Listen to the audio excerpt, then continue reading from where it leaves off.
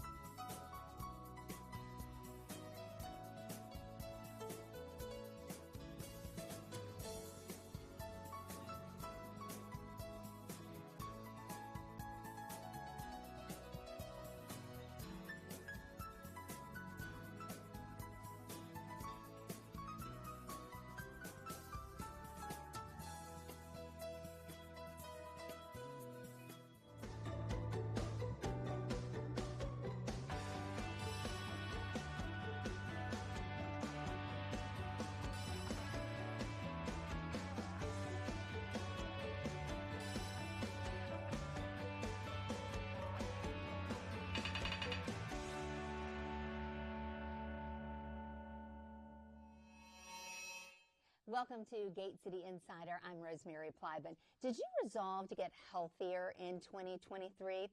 Maybe you've considered your eating habits or exercise. Did you take your mental health into account? It is just as important, maybe even more so at times. And today we're going to talk about ways to make it a priority for yourself and for your family. Deborah Mack is Behavioral Health Director for Guilford County. Welcome. Thank you. So glad to have you with us. I think when we talk about mental health, immediately people's minds kind of go to problems, right? But really mental health is just health, and we should be thinking about it all the time, not just if maybe something is wrong. Yes, exactly. So it's that wellness, and how do you find that balance to stay on that wellness scale? You know, like your emotions, how do you keep your emotions in that check to where you're not going sadness and then you go into a depression. So wellness is keeping that happy medium and finding that balance to balance your emotions, to balance the stress of life, to balance your finances. Even that can bring that stress into your life. Particularly now. Yeah. So wellness is really finding that medium, and how do we stay there and stay at that steady state? Okay, so that is the question. So how do we make it a priority? What kinds of things can we do? Like, what are some good daily habits really to make sure we're taking care of that wellness? Yeah, so one, finding someone to talk to when you need to talk. Two, setting a routine. You know, sometimes people think a routine is something that's boring, but routine is truly something that can keep you on track, you know, and keep you moving in that right direction. There's sometimes meditation. Some people meditate. So there's a lot of different coping skills that we can develop and we can use that will help us manage our stress and manage our mental wellness. Eating right, drinking plenty of water, those things that also help that physical body also helps us mentally. So really learning how do we balance that? How do we balance the amount of stress that we take on? You know, one thing I always say, one good thing about maintaining your mental wellness is knowing how to say no, knowing where to set some limits and set some boundaries. And sometimes we have difficulty doing it, especially with families. So one, taking in those physical things that help us, like water and nutrition. Two, knowing when to say no and knowing how to set your boundaries and how to kind of develop a routine that best fits you and your situation. Yeah, let's talk about routine for a minute, because I think that's a really important one. I mean, we have a routine. I have children, and so it's a certain time we get up. We all do breakfast at a certain time, brush your teeth. We make our beds. For me, I know a lot of people do things like put their wallet in order, with their bills and things like that. What are some things that you use that are just simple, easy things? Just simple routines is one thing. I set my clock 30 minutes early. Okay.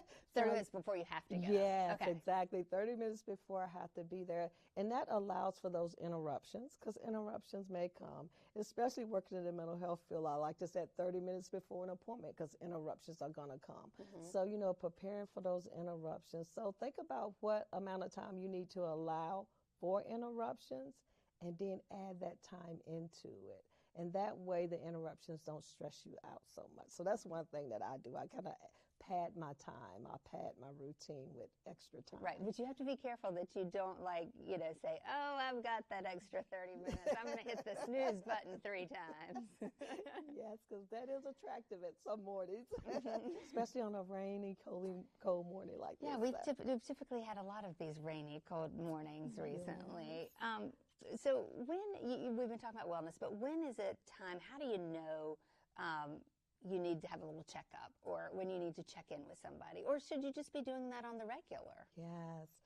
Someone to talk to on a regular is a really good thing. I think, mental health and seeking mental wellness and taking care of me used to be a little bit taboo. Yeah. But now it truly is not. There's truly more support around. I have a therapist, or I have a counselor. I have someone that I can talk to, because we all need that at times. Sometimes life brings us things that I could just use somebody else's opinion on how to handle this and what would be the best course of action for this. So when you find that those coping skills we talked about aren't working anymore, maybe you've hit that snooze button for the last 3 weeks and you've just laid in bed, you haven't used those coping skills of, padding that time. So now it may be time to look for some professional help. Like, can I seek out a therapist or a counselor that can give me some different coping skills from what I have? So there's no set time. I always say when stress of life interrupts your ability to live, love, laugh, then it's time to seek some help. It's time to look for someone that you can talk to. Yeah, if you haven't laughed in a while, if you're listening or watching right now and thinking, well, I don't know when the last time I laughed is, that's maybe a good signal to you that something's going on. Definitely. Yeah. Definitely. What are some the red flags, though, that, it's really not time to wait. You need to go ahead and find somebody, or you need to make that call now. Yes. So if you are feeling unusually sad for like 2 weeks or more, then it's time to seek some help, because that may be going into depression. Or if your anxiety is so much for you, you're isolating yourself in the house. So when you start to feel hopeless, helpless, and isolating, those are the times when you feel like, oh, well, there's no hope for me in this situation. Then it's time to get some help. Or I can't see any light at the end of the tunnel. Then it's time to seek help. So for every person, that time frame is going to be different. But when you notice that this is way out of the usual for me, or for family members saying, I'm noticing this and I'm noticing that, you have that support system, and they're around you to help you kind of stay in check. So those things, when you're noticing, if you can't notice it yourself, but you're hearing it from a lot of different people in a lot of different places, that stress is starting to show up. You can't get to work on time. You can't perform your job. You can't perform your daily routines. You can't get up out of bed and get the kids to school. So those things kind of start to affect your ability to live, love, and laugh. So really paying attention to that. And for each individual, it may be different when that time is, I may just need to rest a couple of more days and then I can get back on track. But if that doesn't happen, then it's time to seek some help to get back on track. Yeah, and I like what you said, too, about, listening to those around you. If people are saying, you don't seem like yourself, or is everything okay, and you're hearing that over and over, that's another sign that, hey, even though I feel like maybe I'm okay, something has changed. Yeah. for sure. What services does Guilford County offer in the way of wellness and mental health? Yes. So at the Guilford County Behavioral Health Center, there is a 24/7 walk-in urgent care. So when you think about urgent care for physical needs, this is an urgent care for mental health needs. So you can walk in if you're feeling depressed, if you're feeling like you're in a crisis, if you're anxious, if you're looking for services, you can walk into the urgent care any time of the day or night, and it is open. Also at that center, excuse me, we have a facility-based crisis for adults, which is a shorter length of stay. It's not quite inpatient, but you are there for 3 to 5 days at a time to kind of get a person stabilized and get them to that next level of care that they need, whether that be outpatient therapy, or it may be that you can't get that crisis stabilized in that time frame, so that person may need to elevate to an inpatient setting. So that service is there, and also outpatient services is there in that building. So you can get outpatient therapy, you can get medication management, you can attend groups, you can attend substance use groups and partial hospitalization groups. All right, and also recently, just in the past 18 months or so, or a year, 988 came out. Tell us about that. So 988 is that number that's easy to remember. When we think about 911, excuse me, when it came out, now we have 988. So you can call 988 for emotional support. You can call 988 when you're in a crisis. And what that number does is it will connect you with the services in your community and refer you to the place that you need to go next. Or like I said, if you just need someone to talk to. So 988, unlike 911, as kids we were told, don't you dial that number. It Don't better you? be an emergency. Exactly. Yeah. Exactly. In this case, it doesn't have to be an emergency. You can just need someone to talk to. And also with 988, you can text to that number also. That seems great, yeah. Yes, because we know our young adults and our teenagers and adolescents, they like that texting. They would rather text than to make a phone call. So that option is there for them also. And that 988, can you use it also if you just want to support someone and you don't know how to do it? I want to say, I'm worried about Deborah, and what can I do? And they can help connect you. Is that right? Yes, and they can even give you some ways and some key ways, because sometimes when we offer help, it's not always received. Yeah. And it may be the way we offer it. So they can talk you through, well, how do you offer that? And one good thing is you can always try to get the person, I'm seeing this. What are you noticing? So if you get them to notice those things in themselves, they're more likely to receive that help and not feel like, oh, you're pointing your finger at me. Oh, yeah. Well, we talked about all these. Guilford County has so many great services to help, to keep, to stay in good mental health. And then if you find yourself that you need some support, there's this there as well. But people are still going to be nervous about it. I mean, there still is some nervousness around it if you've not talked to somebody before, if you've never been to outpatient or inpatient. Can you kind of tell us what those different steps look like, what they might feel like so people kind of get an idea? The one thing I love about the new facility is when you walk in, it is truly a open, well-lit, beautiful facility to where it doesn't feel stigmatizing. And the staff, the Guilford County Behavioral Health Center is the clinical staff there is employed by Cone Health. So those people have worked in the mental health field for a very long time. And so they know how to be therapeutic. They know how to be not stigmatizing with a mental health issue. So the ability to walk into a place that is open and receiving is what makes the difference. And truly, they're there to say, we're here to help you and to guide you. We're not here to lock you behind these doors or lock you up or take away your rights. That stigmatizing piece of mental health is truly going away. And I think as a county and as a nation, we're starting to see that we cannot stigmatize people. You cannot make people feel bad because they have a mental illness, because it's just like any other illness. Right. Yeah. So when you sit down to talk to somebody, what does that often sound like? So it's really about, okay, tell me what's going on and how can we help? how can we help you get to those next steps? So, really hearing their story, hearing what's going on with them, putting them at the center of this, because any help that we give has to be the help that that person wants. So, really making that an option. And these are your options. So truly making people feel like you have a choice in this. Like this is not something that we're going to force you to do, but we're here to help you make a choice as to what works for you best and how this would fit into your life.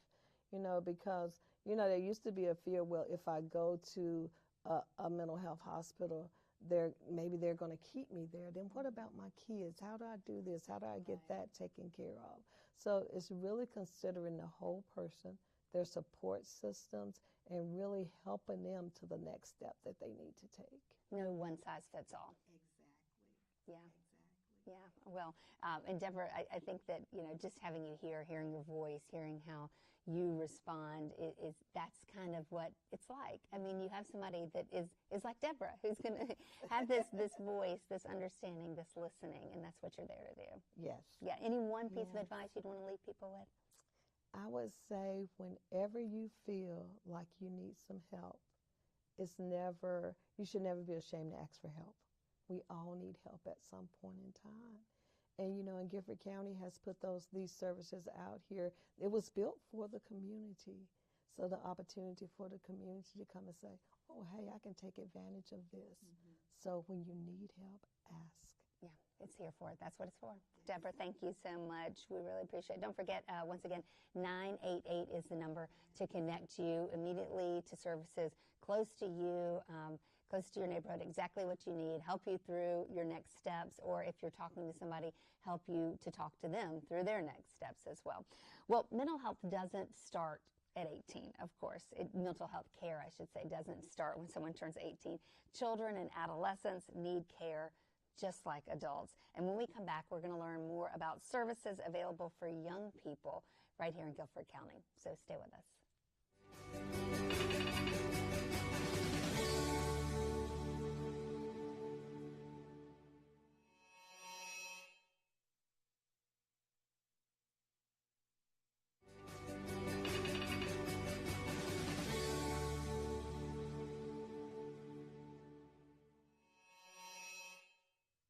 Welcome back to Gate City Insider. Today our focus is mental health care, caring for your mind and your emotions when life is good and when things maybe aren't so good. Just like adults, children need mental health care and need to know that their mental health matters. Ashley Sparks is Executive Director of the Youth and Adolescent Facility-Based Crisis Center, Alexander Youth Network. Hello and welcome. Thank you. Really appreciate you being here. Let's start with how and when should parents or caregivers start talking to their children about wellness and mental health? Absolutely. This is a conversation that should start as early as possible and be had as often as possible with little kids, obviously in age-appropriate ways. I think the more that we can help kids identify their emotions, that will help them later in life when they're struggling because they'll know how they're feeling. It's also really important to get little kids to understand how their emotions impact their body and how they feel, because that will also help a lot later in life. So I think parents, you can model good behavior, talk about your mental health, obviously, again, in age-appropriate ways, but start those conversations and be the model for your kid and show them what wellness looks like. So let's start like when they're real little. Like what are some good words and phrases and like opportunities maybe with, the toddlers and the youngest children just learning to talk? Yeah, they have lots of little books and pictures where you can identify like I'm happy and you have a smile, or I'm sad and that makes you cry.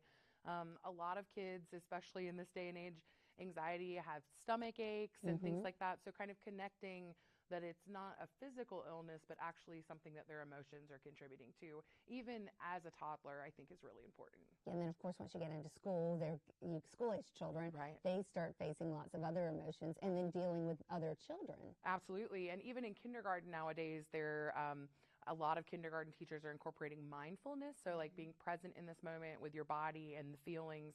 That's starting even in pre-K and kindergarten now. So teaching kids to be present with their emotions helps them be better and more social with their peers. I read something just recently about, and I think we all do it. I know I did it with my kids. When they fall down and say, "You're okay, you're okay." And that is really counterintuitive because they're not okay. Right. And they're hurt. And so then you're giving their mind mixed messages. Like, so that you're okay thing is like, I want to suck it back in all the times I said it. Right. Yeah, no, but acknowledging it's okay that you fell and you hurt yourself. It's okay to be upset about that, Right. I think. I know it hurts. Yeah, I know it hurts, but we can make it through. That kind of resiliency is what you want to build in your kids. Yeah, really interesting. Okay, so what are some common issues that you see when wellness isn't being addressed as it should, or when things just get out of control for children and for teenagers? Yeah, I think anxiety is a really big piece of the puzzle for adolescents right now. I think we've lost a year of socialization with the pandemic, and that is huge in terms of development. I think the APA even recently kind of backed down some developmental milestones for kids because of missing that year of socialization. So we are seeing a population of specifically teens that are more anxious, that are having a more difficult time kind of understanding their feelings. So they're worrying a lot about the future and people that are around them. And then social media is kind of everywhere, and that causes a lot of identity issues, kind of self-esteem issues. So those are some of the biggest problems we're seeing kids face right now. And what does that look like if you're in your child? That what you might not know to name it, or you might know that they're anxious, but what are the things that kind of it might show up as? I think that we see kids that are very withdrawn. They tend to kind of go by themselves into their room, spend less time with their friends, spend less time with their family doing things that they enjoy. So that kind of withdrawn thing is what I would tell parents to look for. Mm-hmm. And you mentioned with little kids, but even bigger kids, the stomach aches, Yeah, headaches. exactly.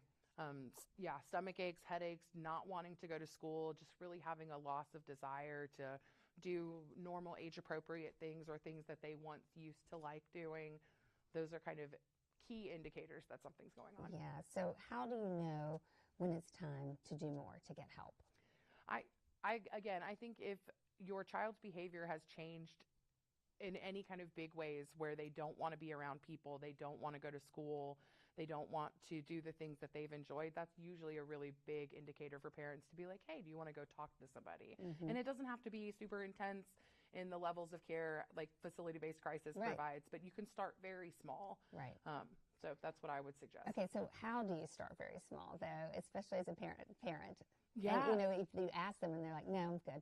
No, I don't want to. Yeah. No, I'm fine. Well, I think it's really important to know that mental health care has exploded lately, and there's lots of ways that kids can connect with mental health care. It can be texting, like Deborah said earlier, through the 988, or you can do telehealth where kids can stay in their rooms on their computers, which are kind of comfortable places for them, and speak to a therapist. There are lots, and beyond 988, there are lots of other resources where kids can text or chat online and talk that way. So I would always encourage parents to not give up because there are so many different kinds of ways that mental health can reach your child. And even if you just start as a family practicing things like mindfulness, you can go on YouTube and Google mindfulness and it will have a 5-minute breathing exercise. And that kind of helps families center themselves and kids center themselves so that they can kind of block out some of the noise and the chaos of what's going on and really focus on themselves and their wellness. Yeah, I mean, that works. We do it at our house. When some of my kids will have trouble going to sleep, and we talk through kind of a meditation exercise. Okay, imagine you're on your beach, and can you hear the birds? Can you hear the ocean? And that really is calming for all of us. It puts me to sleep just about every time. I think what you're saying, too, is that trust your spidey sense a little bit. Like if you feel like something's wrong, don't give up. Right. Absolutely.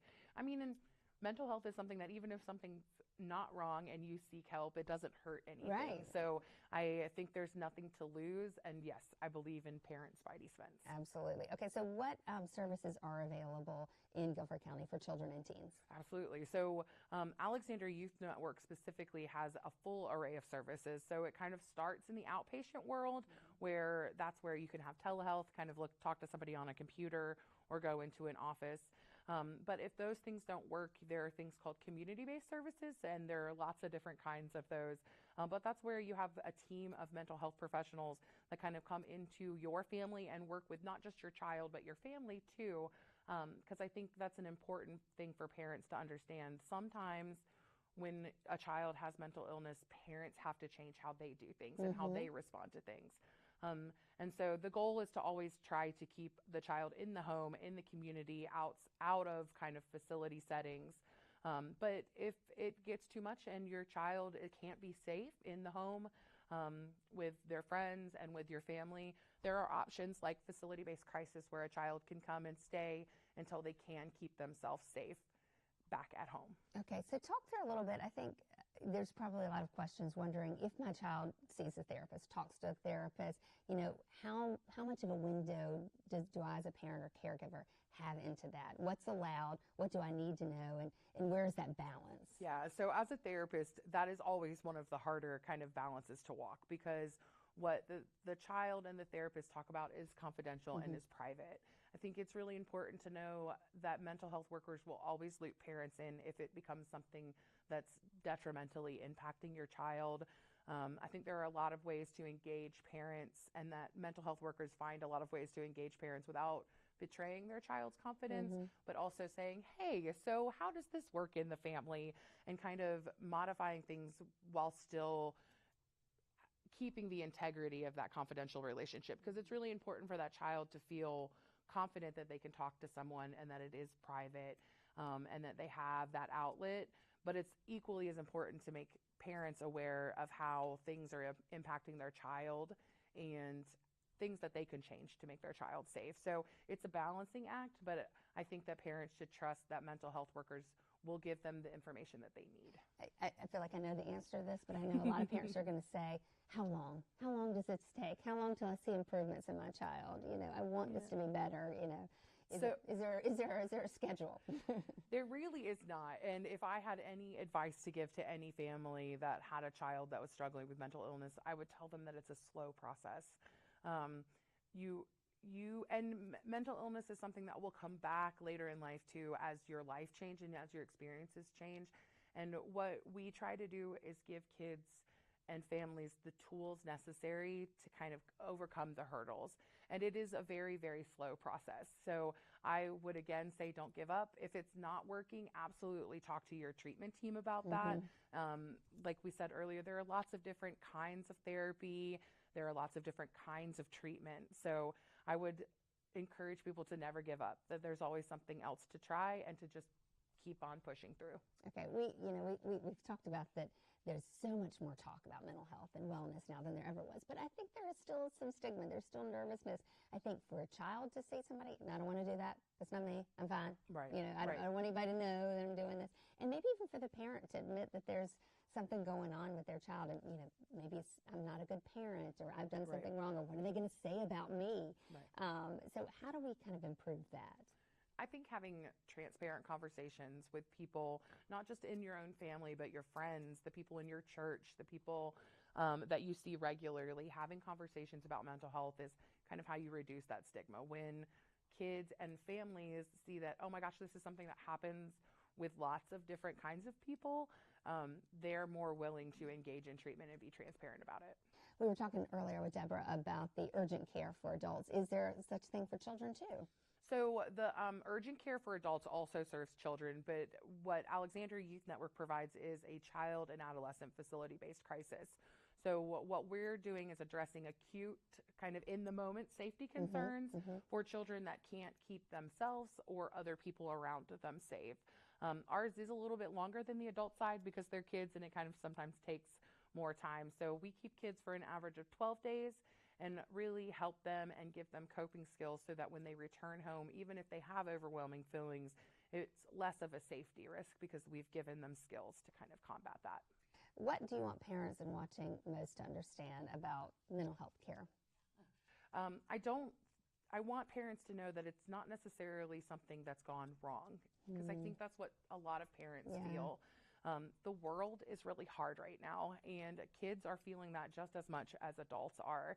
So I think parents should know that there is hope always, that the first step in the journey is as important as the last, no matter how long it takes. So just take the leap into getting your kid help, because it will be worth it in the end. Absolutely, and they will know. I mean, that you're on their side. It's just, Absolutely. again, teaching them that they have this circle of people around them to hold them up and to lift them up and to pick them back up when they fall down. So, Absolutely. Absolutely. Thank you. Just really appreciate it. I want to remind you about the mental health hotline. 988 is the number to call. If it's an emergency, if it's not an emergency, if you have a question, if you're worried about someone, if you want to talk to somebody, if you want to text to that number, 988 is a really easy way to do that, a really easy way to get connected to services in your community right away. It's just an easy thing to remember. And also, you can go to guilfordcountync.gov, just search mental health. It'll take you to the behavioral health page. You can find out more about all these services we've been talking about today. Really easy way to kind of get engaged, find out what's out there before you start making those phone calls, and so that you just know maybe where you can start with yourself, somebody you know, a friend or a loved one, and of course a child as well. Thank you so much for spending a little bit of your time with us today. That is our time. Until next time, have a wonderful day.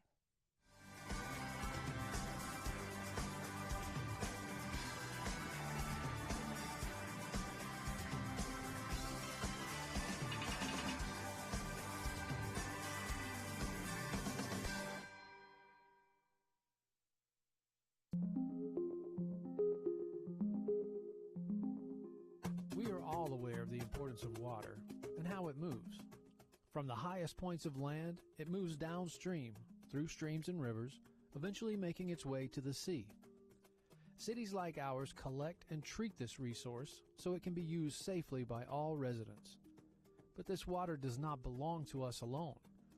Once it's been used, it's collected again, treated, and released back into those same rivers and streams, which take it downstream to our neighbors and other towns and cities who depend on it just as much as we do. The City of Greensboro Water Resources collects and treats as much as 11.9 billion gallons per year. Take a moment to think about how you use water daily. When we take showers, we use soap, shampoo, and other products. When we wash dishes and our clothes, we use detergent. Most of what we use water for at home, aside from drinking and cooking, require that we add some product to it. Any personal care products, cosmetics, hair treatment, things that you wash off, all end up in the wastewater that is treated and sent to our neighbors, who use the water for the very same things. It's important that we consider the safety of our downstream neighbors as we use water in our city. By being aware of the types of products we are using, we can avoid the buildup of harmful byproducts. For example, 1,4-dioxane, which is a byproduct of a manufacturing process called ethoxylation, is found in many common household products. This organic chemical is one of many found in trace quantities in both ground and surface waters throughout the U.S. Uses and sources of 1,4-dioxane include industrial solvent stabilizer found in paint strippers, varnishes, soaps, makeup and personal care products, antifreeze, etc. It also exists as an unintended byproduct in manufacturing and recycling of certain plastic and polyester products. Because 1,4-dioxane is a byproduct of the manufacturing process, it's not listed on the label of household products. Read the label of any product that generates suds. Try to avoid chemicals ending in ETH, for example, sodium lauryl sulfate, as well as products that have chemicals ending in oxanol and PEG. Often these chemicals are found in things like laundry detergents, shower gels, and personal care products that create suds. Paints, dyes, waxes, and grease can also contain these chemicals. You can look for unfragranced Castile soaps, or wording like USDA organic and made safe as alternatives. For more information about these alternative products, you can visit the Environmental Protection Agency website at www.epa.gov/saferchoice/products. The City of Greensboro's Water Resources Department has been investigating sources of 1,4-dioxane within the city's sewer collection and wastewater treatment facilities since 2015. Considerable progress has been made, and the department continues to work proactively with local industries through the Industrial Pretreatment Program. Greensboro has a long and strong working relationship with NCDEQ and appreciates its guidance and assistance in our efforts. Through these partnerships, the city fully commits to developing a management strategy to further reduce the release of 1,4-dioxane into waterways that may potentially impact downstream communities who rely on the Hall River and Cape Fear River for their source water. For more information, please visit the City of Greensboro's Water Resources Department online at greensboro-nc.gov/water.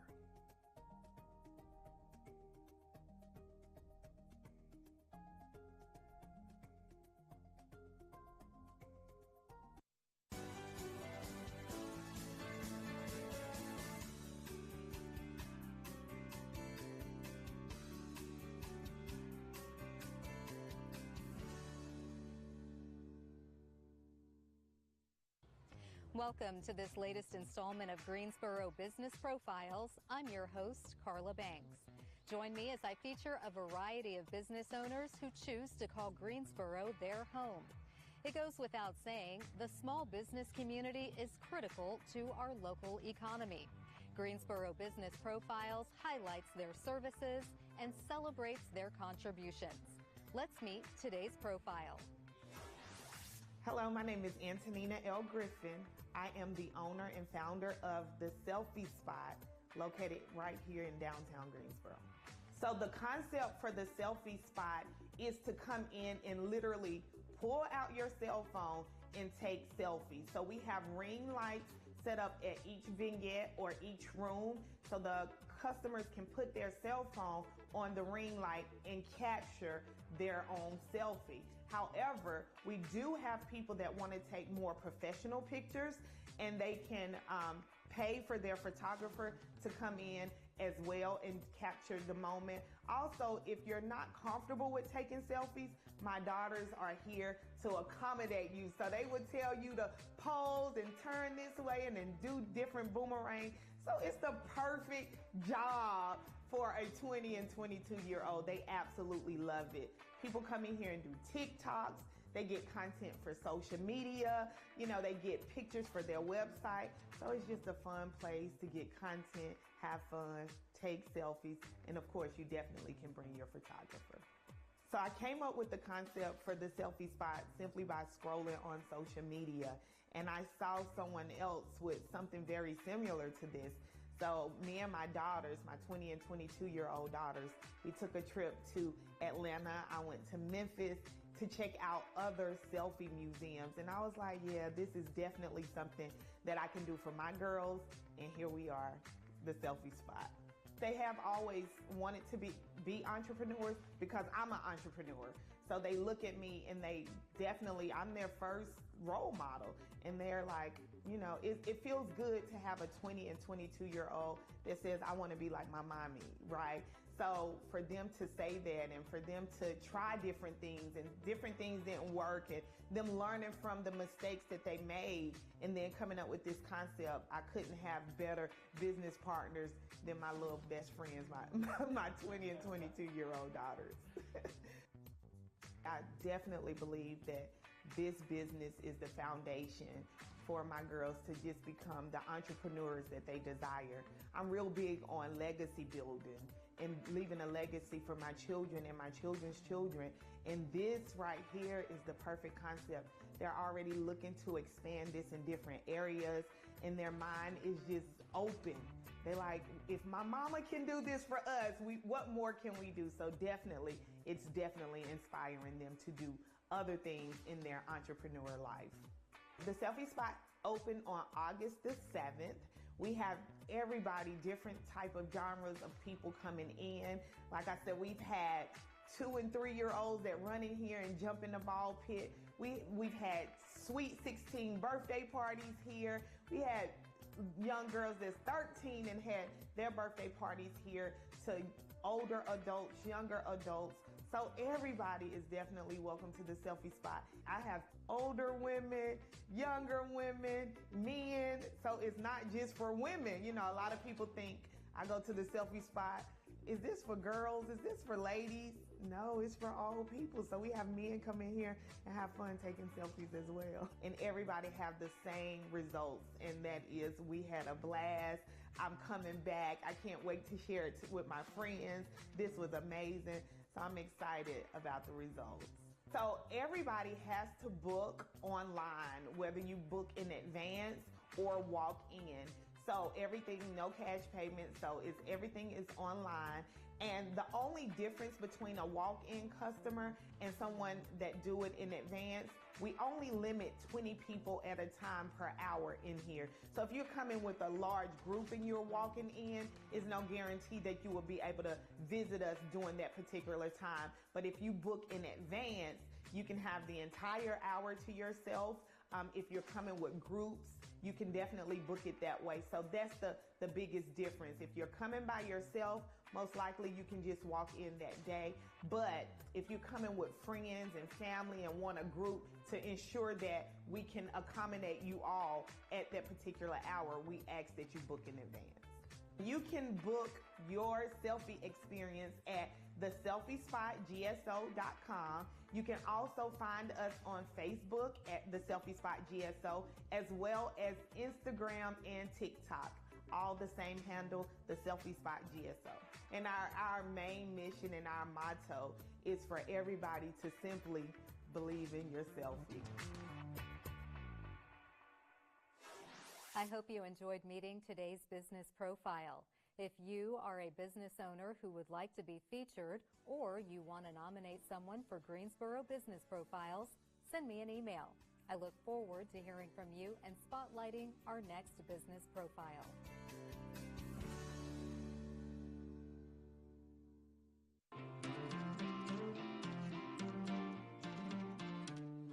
Westerwood just is the art and soul of Greensboro is what I call it, really. It's this eclectic, just very diverse, very cultured. Kind of the same way. I mean, it's an artist neighborhood, and I love, like Daniel Park that we're in right now, beautiful for walking, and Westerwood Tavern, good for hanging out.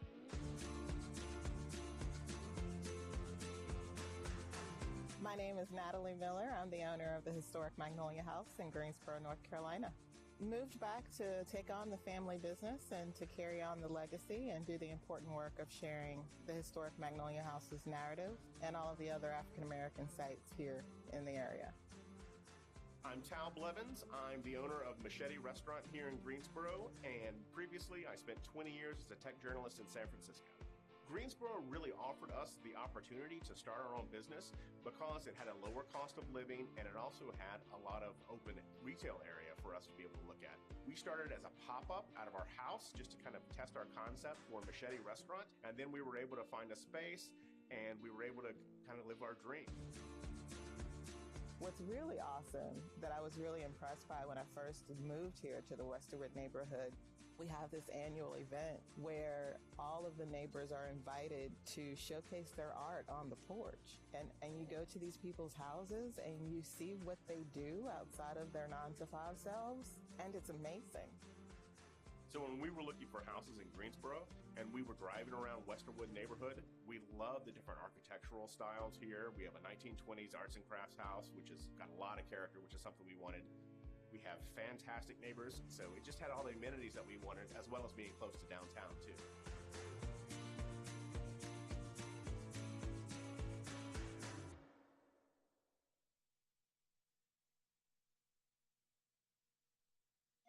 You're probably familiar with the Discovery House at the Greensboro Science Center. Well, it's going to be going away soon, but don't fret. Something bigger and better is coming. It's a biodome, and it's going to house some amazing plants and animals. Jessica, we're sitting in front of some plants we haven't seen around here much. Oh, this is actually, we're starting to stockpile some of our more tropical plants. So this is just the beginning phases of our biodome, which is going to be a more tropical oasis. So we have to start collecting our tropical plants. Okay, so tell us about this biodome. Where's it going to be? What's going to be in it? You know, what's the point? Well, the point is we just want to bring a new, exciting, never-seen-before exhibit to the Science Center. So our biodome concept is our latest foray into that. And it's potentially going to be our biggest, most impressive build yet. So it's going to be an entire indoor tropical oasis. And we're going to have about 6, maybe 7 kind of exhibits within that. That are going to be different species and things that we're still working through. And then in the open public space, we're also going to have free-flying birds.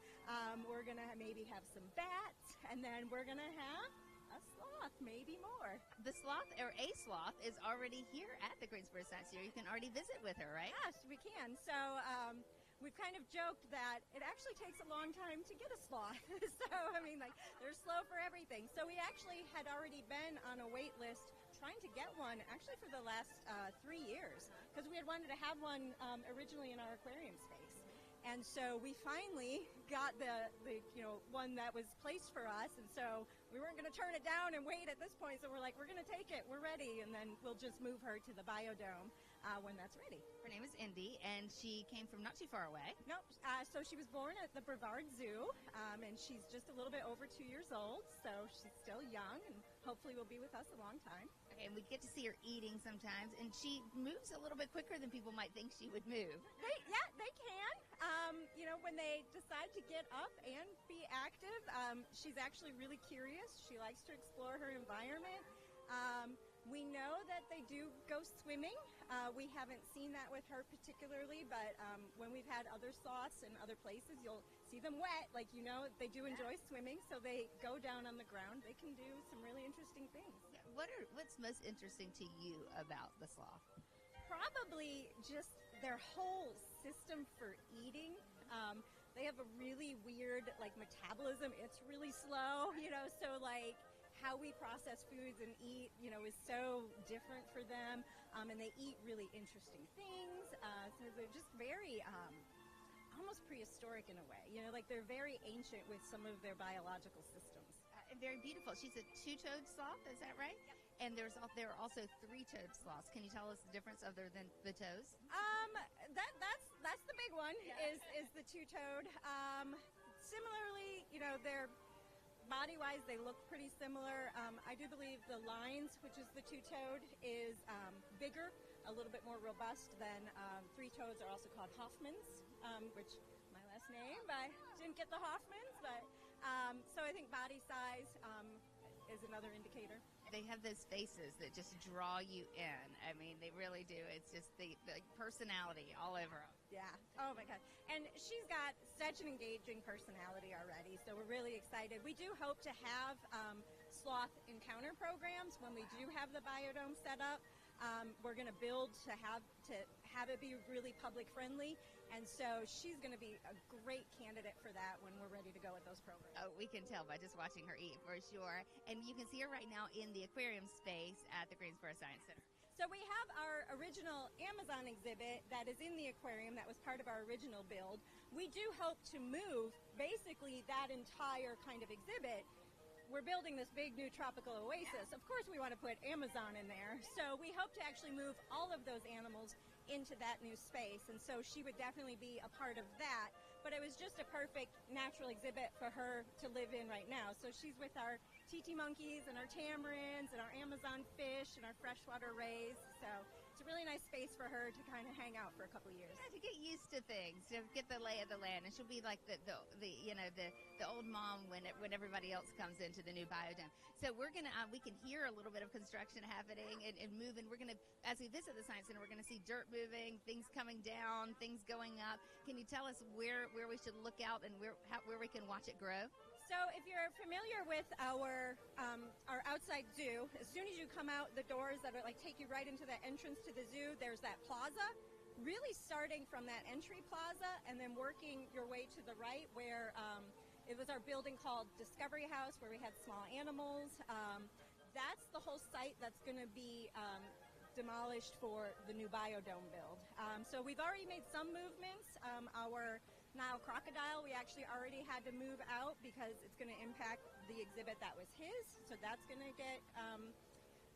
get displaced pretty soon, but then we're going to start doing demolition throughout there. We're going to put up construction fences. We're going to start moving dirt, and we're going to start building. And when do we think this might be a place to visit? I know the $1 million question. That is the $1 million question. I think realistically we're looking at, kind of from this point right now about a 2-year build maybe. So that's sort of, ideally sooner the better, but probably getting really into starting demolition and construction maybe at the very start of next year. There is always something new to see at the Greensboro Science Center. You can visit Indy 7 days a week at the Greensboro Science Center. Find out more by going to greensboroscience.org.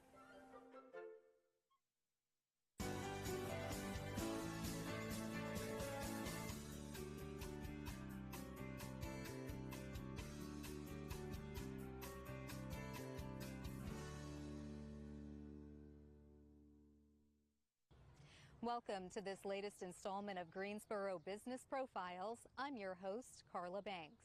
Join me as I feature a variety of business owners who choose to call Greensboro their home. It goes without saying, the small business community is critical to our local economy. Greensboro Business Profiles highlights their services and celebrates their contributions. Let's meet today's profile. My dad's name is Ben, so I'm the son. My partner Joe is his grandson, and then my grandson Isaiah would be his great-grandson. So we are Ben's boys. You know, our desire for our staff members, for everybody that comes in, is that they feel the love, that we provide a sense of comfort, and that's why we call it comfort food. And then, you know, the food just needs to be good. My son Joe, his vision was to have a place that looks exactly like this place. He wanted to represent all of the community. So he reached out to some local artists, and so the artwork you see on the wall are all local artists. Most of them are minority artists. Our goal was to be as like a village where we touch as many lives as we possibly can. Friendly Shopping Center is just a wonderful opportunity. So we've tried to create an opportunity for those that might not have a way to make a footprint at Friendly Shopping Centers. First of all, I really thank God for favor because that's what we've experienced a lot of, just us being in this building. We were originally across the street in Wolfgang Puck with the possibility of maybe one day moving into that building. Starbucks decided they were coming, so we had to move out in May of last year. Friendly just gave us an opportunity to just say, we're not going to keep it, so if you guys can use it, take it with you, and it just worked perfect. We looked at some sites when we were trying to do brick and mortar in Greensboro. We looked at some sites in Charlotte. We looked at some sites in High Point. We looked at some sites in Thomasville, and nothing was a really good fit. And that leads back to why we built a food trailer. We kind of gave up on the possibility of having a brick and mortar building. So we just said, you know what, we'll build a food trailer. We'll work out of a food trailer. If that's successful, we'll build another food trailer. So now we take the food trailer out on corporate events, and we are just so busy here and so excited to be here. I'll add this little caveat. We were extremely busy from opening, but the day that we got our signing and we put it on the building, having a minority-owned, African-American-owned business in Friendly Shopping Center is a big deal. They've been here, I think, since 1957, and my understanding is we're the first. I think it was shocking for a lot of people because we went from going 100 miles an hour to 200 miles an hour basically overnight when that sign went up. The community was just excited. And then as we've done stories to talk about how important mentoring is to us and growing the next future generation, I've got young folk here who have seen it from ground up. They've seen furniture move, and they've seen what you do to start a business. Some of them aspire one day, maybe to have their own food trailer. There were some opportunities when it was time to move over here. It was going to take a lot of money. And we wondered, okay, now where are we going to get some of these resources and some of these other things? But all of those resources were supplied. And I really can't thank Friendly Shopping Center enough because they really went out of their way to make every resource they had available to us and put us in a position that we could be successful. There have been a lot of people along the way who have just been inspirational and words of encouragement, coming to eat with us, bringing friends back to eat with us. A lot of the young people that are here today, some of them parents, saw some interviews where we talked about the mentoring piece, where we try to touch the importance of being respectful, the importance of being responsible with your resources. Talk to them about a financial plan. Talk to them about figuring out what you want to do in the future. I'm amazed that I come out and talk to them and they'll say, you know what, this is just how my grandma did it. And I was like, okay, well, that's not unusual if they're my color. But when they're not my color and they don't speak the language I speak, and they still say, oh, I feel like I'm back home. This is how my grandma did it. So my truck says it right. It's the anointing that makes a difference, because we can season stuff and we can put stuff in it and we can try to get it best we can. But to have the ability for whoever eats it, that it makes them happy, that's bigger than us. We have 28 employees. With the cranking up of we're gonna have a couple of people that work the routes for the Food Lion situation, and the distribution piece. It's going to be incredible. When you come in, you get to experience Ben's Boys, but you also get to have this wonderful cultural experience. If you are a minority who are interested in finding books and crafts that kind of look like your children look, there's an awesome selection of children's books and self-help books, and we're all about that, and mentoring, and just making a positive difference in the community. I've been able to remain humble through this whole thing, and when I tell you there are just so many wonderful things that are happening to us so fast that every day I'm just kind of like, the distribution company, we're working with colleges and universities, and that's going to crank up in the fall. We went from thinking we're going to be in 6 Food Lions to finding out yesterday we're going to be in 25. As a kid, you dream stuff. I dreamed. I dreamed one day I'd have a restaurant. I knew what it was like to run something somebody else started. I mean, I could follow the blocks. I could connect the dots. But to start something that you can put your name on and call it your own, that's precious. As we get busier and busier every week, and smiling faces and loving customers, and people that bring their sisters back and their relatives back, and they tell their friends to come. That's the best sort of advertisement. We could never afford what our customers do for us. So we are eternally grateful for that.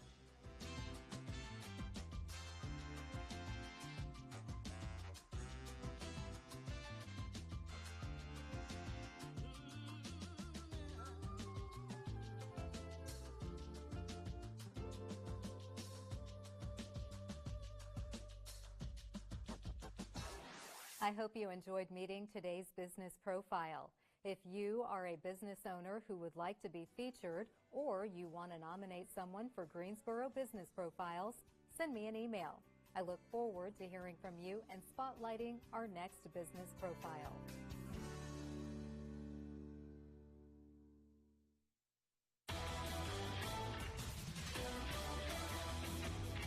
Welcome back to WDOG News. I'm Ron Barkendy.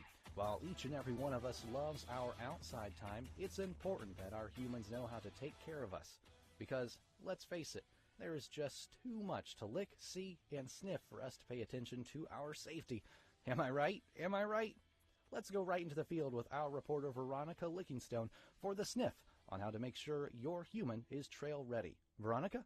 Thanks, Ron. We all love our humans, but they just don't see the world the same way we do. Make sure your human knows how to keep you safe when you're out and about on the trails. Squirrel, what was that? Humans only chase things when they have to, but we love to chase everything. It's so much fun, but it can be dangerous if we're off our leash. Plus, if we're not on a leash, we'll chase humans that don't know us, and that scares them. And no dog likes a scared human. You're right there, Veronica. Scared humans are no good to any dog. And nothing scares a human like meeting a dog they don't know, off-leash, in the woods, alone. And if you have your little humans with you, things can get real bad real fast. Worse than a pack of Georgia fleas on a Shih Tzu. Am I right? Okay. Actually, Ron, the only thing worse is when you are leashed with your human and you meet a strange dog off-leash. How awkward is that? What are you going to do? I mean, if that strange dog is mean, what in the dog park are you gonna do? Exactly, Ron. And we all know we need our human to leash us in the parking lot because I will ride in anything. You know, any chance to flop my tongue in the wind, I'm there. Of course, if it's not my human, I'm a doggoner. Ha ha ha ha ha. You sure are, Veronica, and let's not forget, when you gotta go, you gotta go. And if you're not on a leash, your human will be the last one to find it. Our humans have to take care of that business once we're done with ours. Am I right? Am I right? Oh, Ron, you're so disgusting. Bottom bone, every dog needs to be leashed. It's safe, it's smart, and it's the law. Back to you, Ron. Thanks, Veronica. Let's all make sure our humans have us leashed for everyone's peace of mind. Coming up next, cats. What exactly is their problem?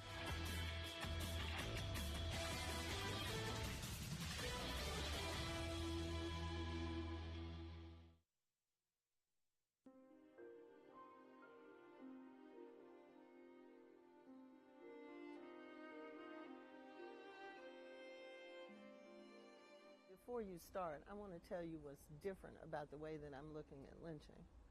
Traditionally, most people who have studied lynching are looking at it either historically or sociologically or anthropologically, and now we call those cultural studies.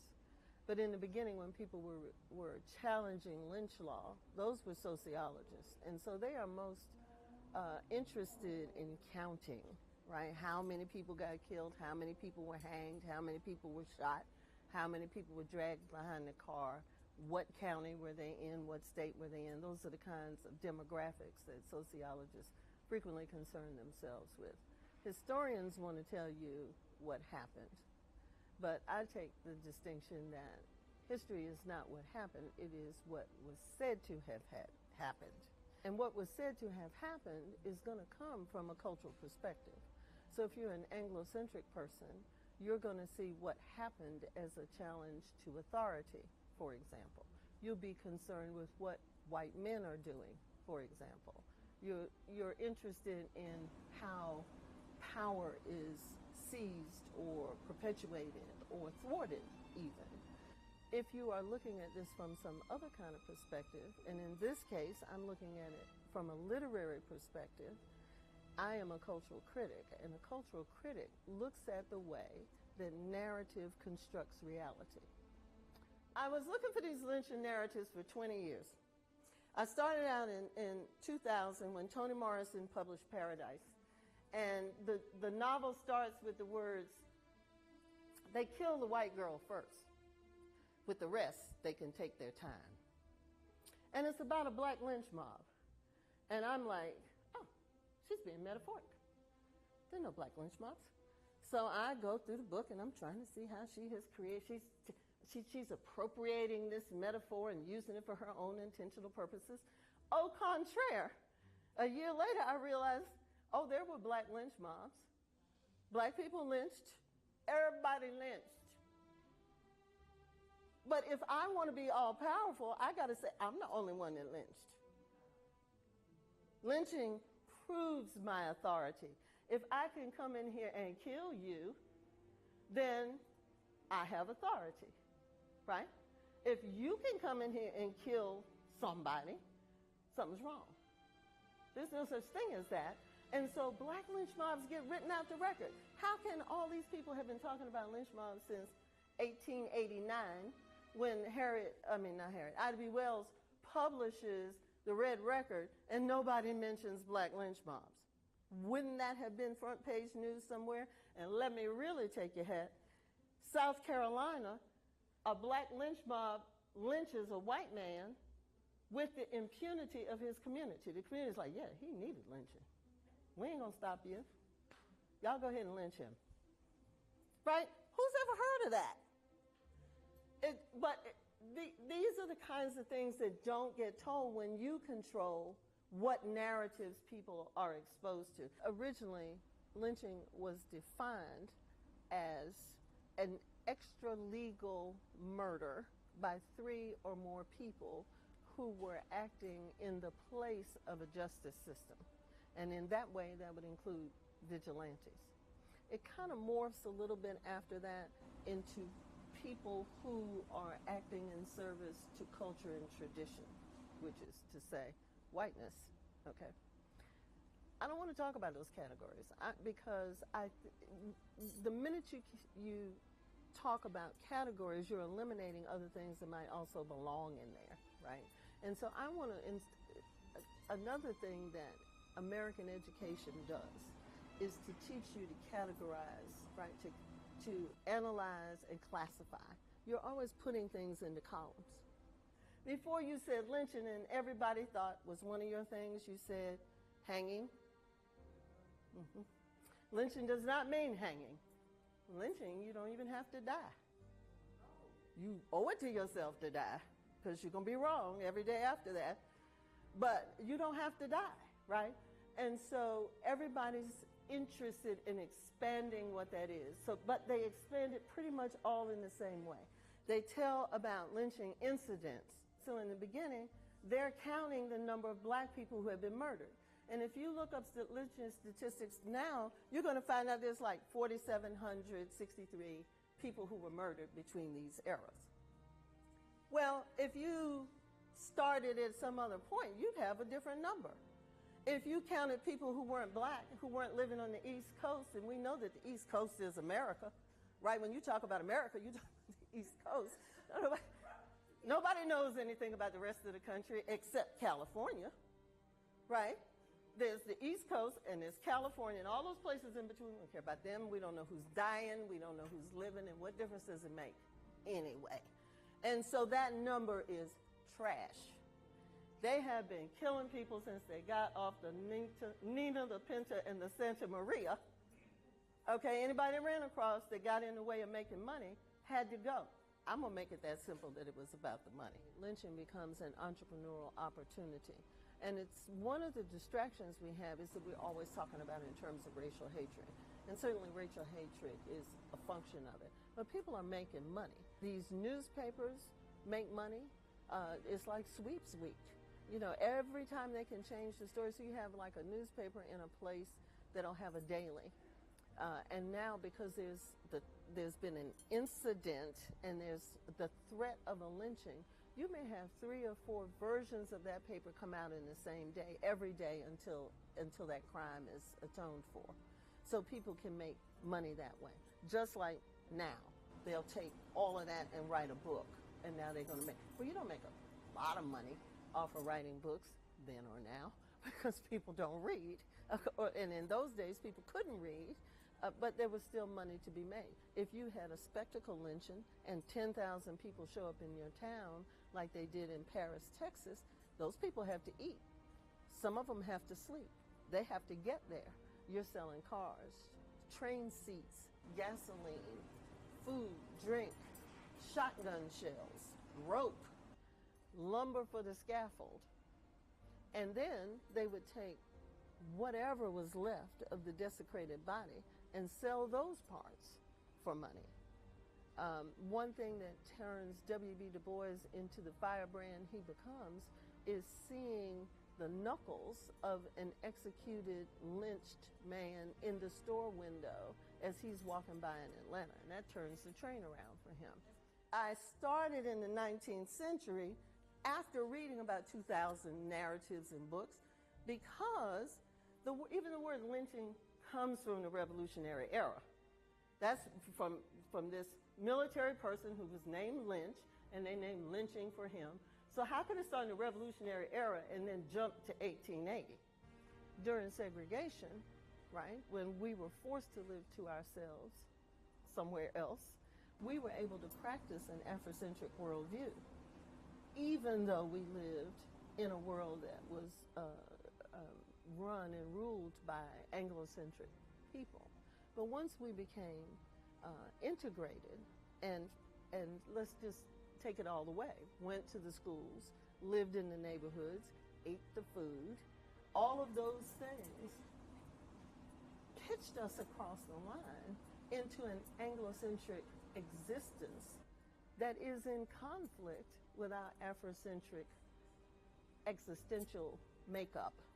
When I got to this year, I felt like I have at least identified 30 lynching narratives. And lynching narratives are melodramatic, voyeuristic accounting of a specific lynching that was written and or published by a lynching participant, spectator, sympathizer, apologist, or victim. So it's an eyewitness account. I was there on January 6th. I was there when they went through the window, and this is what I saw, is what a lynching narrative is. It is a sensational, episodic, voyeuristic. You're always conscious that you're looking in on something that maybe you wouldn't see. Pornographic narrative of murder and gore that legitimizes, or if it's an anti-lynching narrative, delegitimizes mob rule, normalizes gender roles, naturalizes class differences, reifies social hierarchies, and politicizes racial or ethnic inequality. It does a lot of things at one time. And once you publish it, and it's extant, and lots of people can read it, and a lot of people are reading this. This is the big thing, right? Then it becomes the way people think about the world. It's also a confluence of lots of prose forms, the crime drama, so they write it like, a murder has happened. Can we find the murderer? Yellow journalism is Fox News, salacious information that titillates and enrages people and makes them do things. The dime novel is the first sort of narrative, mainstream narrative that people are reading. Everybody is reading because it costs a dime. And regional writing, because remember, my point is all these lynchings are happening in places other than the, well, not all of them, but so many of them are happening in places other than the East Coast, and people don't know anything about the territory. The only thing they know is if they go there, because we don't have communication like that, right? So if you went to the territory, and that keeps moving, remember, as the nation grows, how would anybody back east know what it was like out there? You have to write them a letter. Or they have to, I don't know, eventually they can get a newspaper. But until they can get a newspaper, there isn't a way for people to know these things. And so this genre steps right into that breach and fills it so that people can find out what it's like to be in Texas with the Texas Rangers. They're going to kill you. That's what it's like. Lynching narratives define and animate whiteness. They are unapologetic in saying it's a white man's country. And they dared come in here and affront white men. I mean, so they're constantly telling you about white men. I want to argue, I haven't found out this isn't true yet, but this is one of my theses,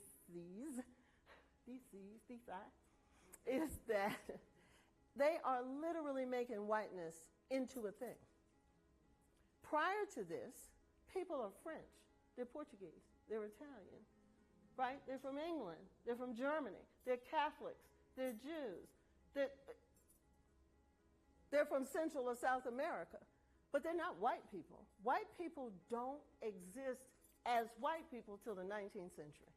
And one of the ways that white people make themselves understood as a coherent group that has power and has the right to dictate that is through lynching. If I can lynch you and get away with it in broad daylight with the cameras and the newspaper there and everybody watching, guess who's white? So the Guilford County Community Remembrance Project is trying to work with EJI, Equal Justice Initiative, to bring the memorial here for Eugene Hairston. And in the process of that, we looked into Eugene Hairston as much as I have looked into anybody else. And it's almost impossible to find out anything about Eugene Hairston. We can look at the usual places, which are the newspapers. But one of the things you find with the newspapers is just like media today, different newspapers are going to represent different aspects of that story. So for example, a very small thing, in one newspaper he's going to be 17, in another one he's 16, in another one he's 20. Which is it? In one newspaper it says that they sat him on the back of a horse with the noose around his neck and pushed the horse out from under him to hang him. In the other one it said they made him stand up on the back of the horse and push the, well, isn't that all the difference in the world? Whether you're sitting on the horse or standing on a horse and then it moves out from under you. So we still don't know what happened. As I said, history is not what happened, it is what was said to have happened. And so when we go back and look at the historical records about that lynching, we come with all kinds of disparate information that makes me say, I don't know what happened. When there is a lynching, frequently, and certainly in the case of Eugene Hairston, you don't hear anything about his family again. In fact, in one of the papers, they say he comes from a bad family. What's a bad family? A bad family by whose standard? Now we're back to where I'm saying we're talking about different worldviews. Anybody who says, I didn't do it, officer, is a bad Negro, then and now. So we don't know how to find him. There's nothing to find out about him except the fact that he is dead, and the fact that he is alleged to have been involved with a white woman and is caught doing it and is punished for that. Now, let's talk about the white woman for a minute. Ida B. Wells reveals this in her book, The Red Record, which changes everything, and is part of the reason how lynching becomes associated with black people, because Ida B. Wells is the person who really takes that to the press. What Ida B. Wells says in her book about white women is that frequently these are consensual relationships, but then once they are discovered, the woman has to negate it. She has to say, oh no, he attacked me, because there are rules to living in society. And the rule is that no woman, no white woman, should consort with a black man. Well, what if you are, let's make it pubescent. You've just come alive sexually, and you live in the middle of nowhere. You live in Kernersville, okay, which at that point is the middle of nowhere. And you don't have any neighbors. Your nearest neighbor is 10 miles away. Then the places, where you meet people, those are going to be the people that you have access to. And people develop relationships with the people they have access to. And so frequently, because they are growing up together and seeing each other in these environments, they may, against cultural norms, become friends or even lovers. Remember Romeo and Juliet, the most celebrated love story of all time? That's that story, where people who should have been enemies because of their proximity and juxtaposition become lovers. I don't know he was her lover. Nobody does. We know. She says that he attacked her, and no, we know they are discovered by an uncle, and she says then he attacked her, and the next thing we know, he's murdered. We don't know anything about her.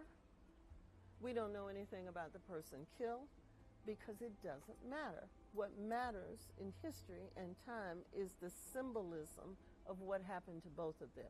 That's the narrative truth. The narrative truth is, if you mess with these people, you're going to get killed, one or both of you. And so then that becomes the reality, and in that way, narrative creates reality.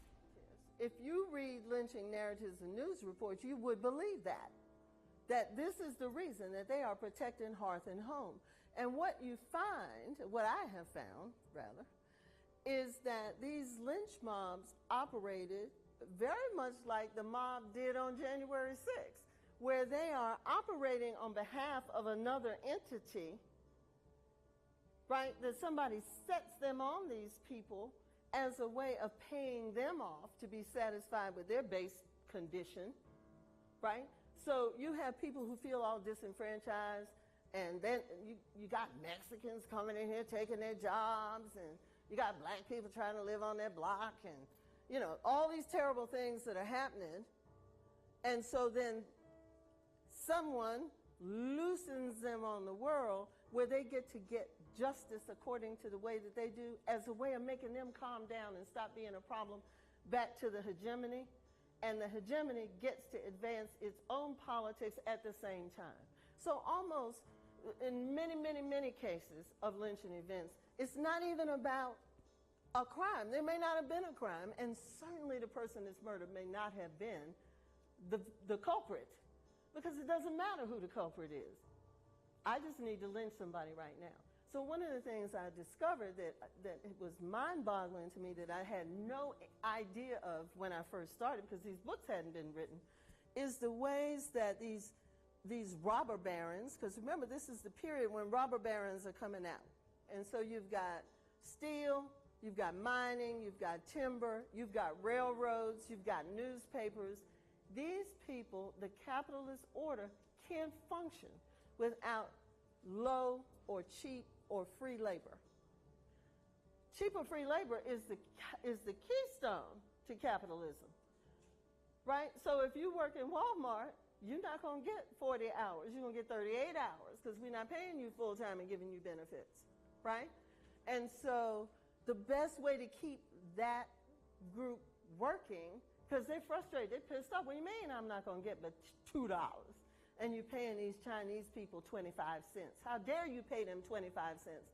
They're taking my $2. No, they took your 25 cents. And so then you get to kill these Chinese workers so you can get all that energy out and come back. And now you the man. I'm trying to accomplish three things. One is to get to the truth. We don't have any idea what the truth is about this. And the more I look into it, the more I realize we don't know the truth. We know what we were told, and what we were told for people's political reasons. I want us to heal. My entire life has been racism. I was born in 1954, Brown versus the Board of Education. So I can give you 100 different things that have punctuated my life that all have to do with race and racism. And I want us to get beyond that. And you can't get beyond it until the truth is told. This is the whole principle of truth and reconciliation. I was very moved by that. I'm moved by the fact that Greensboro is the second place on the planet to have a truth and reconciliation initiative after South Africa. And yet we've done nothing with that. We haven't healed. We haven't done anything with that. Okay? And so I want us to have that ability to heal and be something other than what we are. And toward being something different, I want black people to stop occupying the posture of the victim. That doesn't mean that people aren't after you. Just because you're paranoid doesn't mean they're not after you. But it means that you don't have to occupy that conceptual space. That you have more power when you see yourself as an agent, there were all kinds of black people that resisted lynching. There were black lynch mobs. There were multiple ways that people resisted their own degradation. But American history is about the degradation of non-white peoples and why they deserved it, even though they don't. They said it like that at the time, and they come back and cleaned it up later. And you see this going on. Just a few weeks ago, they announced that they're going to take slavery out of textbooks, for the 5th grade, and they're going to call it forced labor. Well, that's not the same thing at all. It was, if you can sell my child out from under me, that's more than forced labor, right? And so we have to understand that we had options and we exercised those options, and we can exercise those options now if we don't see ourselves in the position that a racist culture set us. We're more than former slaves.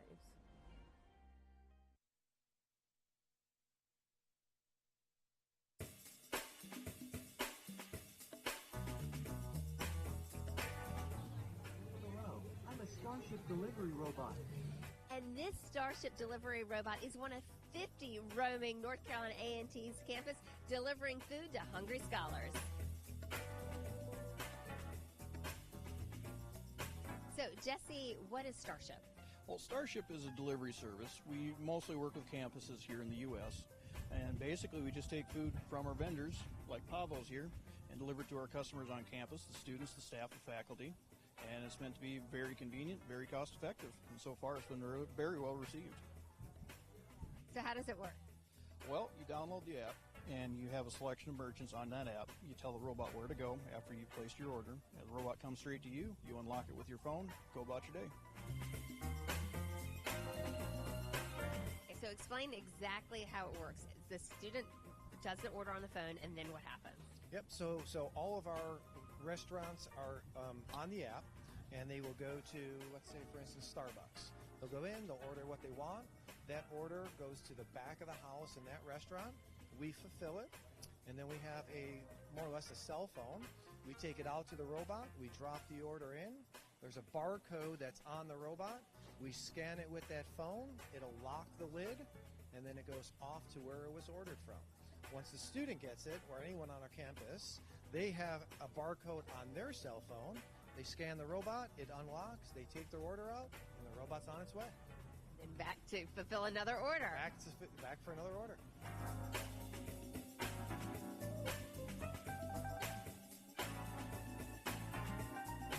Okay, so how has it been working? Oh my God, they love it. We love it. It's been great. Students are using, some students are doing like 2 and 3 orders in the same day. Faculty and staff are not leaving their office for lunch. They're using the robots to do orders. So it's been very popular. They love it. There's no delivery fee. There's no transaction fees or so it's just whatever the purchase they make, that's all they pay, and it's very convenient. Have you used it? Absolutely, yes. Now, Starship, North Carolina A&T, and the City of Greensboro are working together to expand deliveries to students living off campus. So tell me how you started to work with A&T and Starship. Starship contacted us for the ability for the robots to cross Lindsay and Sullivan. So we looked at that, and that intersection has PED signals, and it's only activated by PED push buttons. But Starship let us, they informed us that if the PED signal would come up, that the robot could cross the street. So we done some pre-programming on our controllers and allowed the PED signal to come up every cycle so that the robots would have a chance to cross. So the robots can actually see the walk signal. Correct. That is pretty cool.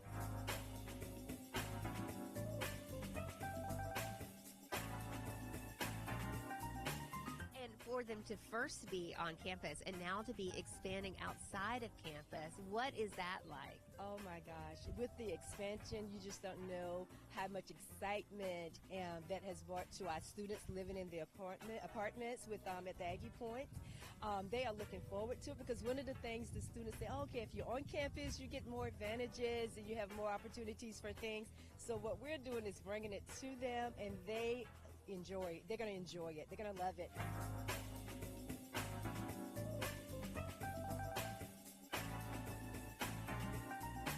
Had you ever done anything like this before? No, this was the first time we've ever had a request like this. So it's pretty cool.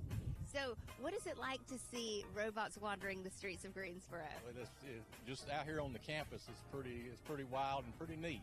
But I've seen them make a couple deliveries here standing so far, so it's pretty neat. Starship is saying, this is the future. We're only going to see more things like this. Do you see it inspiring students here who may be thinking about a career that, and this could be a jumping off point for them? Oh, absolutely. I mean, when you talk about autonomous vehicles, you talk about engineering, you talk about transportation logistics, where it gives them that opportunity to start that mindset. Okay, how does it work, and learning all the ins and outs from ground roots about it. So I think that, yes, it will inspire students to sort of to look at majoring or even finding opportunities to have job opportunity, to have a job with a Starship company or a company of a similar style or so. To expand outside of campus, I mean, this is just the small start to that. Can you envision a time where we might see them all over Greensboro? Yes, I can. And Starship is, I think, working on a program to where it'll be like a Bluetooth connection from the robots to our controllers that will call the PED signals instead of us calling the PED signals every cycle. Did you ever imagine that you would be having robots deliver your lunch when you first came to work here 20 years ago? I am still pinching myself. I could not believe this. This is really amazing for us. Would you order a pizza or a sandwich from a robot? Yes, ma'am. I sure would. Are you looking forward to being able to do that? Yep. I hope we get it downtown at City Hall. That'd be neat. Me too. That sounds fun. Yeah, what are we going to have first? Who's buying? Well, we talked to the city manager about that.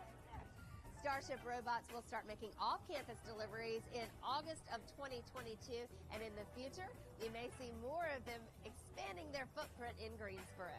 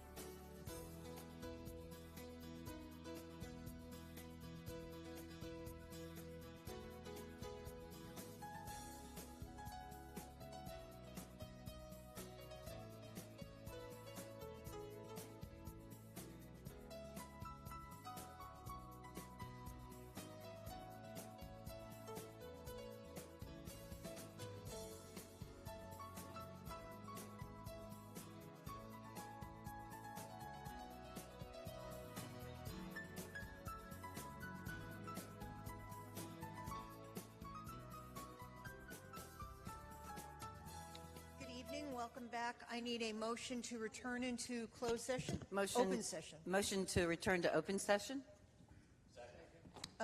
Moved by Mrs. Abuzawader, seconded by Mr. Holston. All in favor say aye.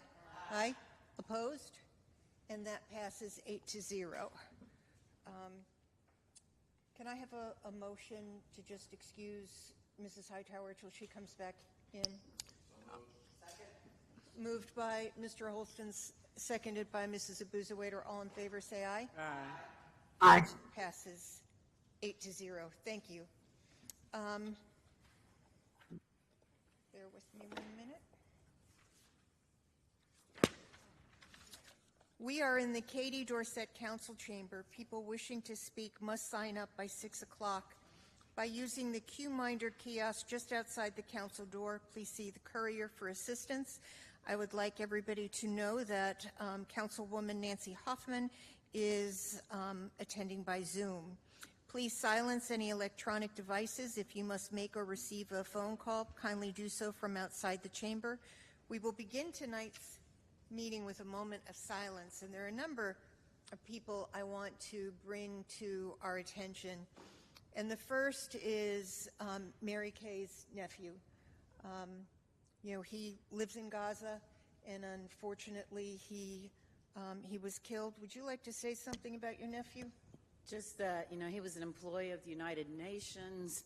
He was a fitness instructor, teacher, and was an international volleyball champion who was actually noted in Wikipedia last week as a notable death along with his tournament player partner. So it's been very difficult, but the outpouring of support and understanding our grief has been amazing. So thank you. And I hope you know how much we all love you and that we grieve with you. Thank you. We also want to extend our condolences to Mr. Holston. You lost his longtime brother-in-law, Robert LeGrand. Thank you, Madam Mayor. Yes, my wife's brother, Robert, her oldest brother. He was a longtime truck driver, father, grandfather. So I would say to his children, Robert, Rod, Reba, and Reggie, that he's in good hands. And also to his grandchildren, who he was affectionately known as D-Daddy. He will be missed, and we love you. Thank you, Madam Mayor. Thank you. We also had the recent death of Officer Graham. She was a young police officer in GPD. She leaves behind a 2-year son and a grieving family. So we will hold her family, and the department in our thoughts. And finally, Director Melanie Jones, her mother passed away, and that funeral was today. And we're sent her our condolences as well. So there are a lot of people that we need to keep in our prayers. Yes. Would you like to add that, Dr. Wells? And today we ask the citizens of Greensboro to unite in prayer. So as we pray for all of these concerns and our reflections on those who've lost loved ones, especially to violence in the streets. Now, if we have our moment, please.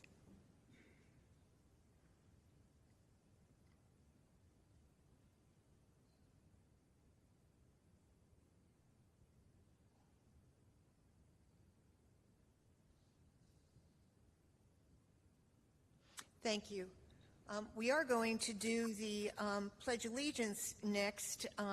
We do have a scout here in the audience, and I'd like to ask him to come up and lead us in the pledge. Jimmy Chappell from Troop Number 940. If you would like to come up and lead us in the Pledge of Allegiance, please.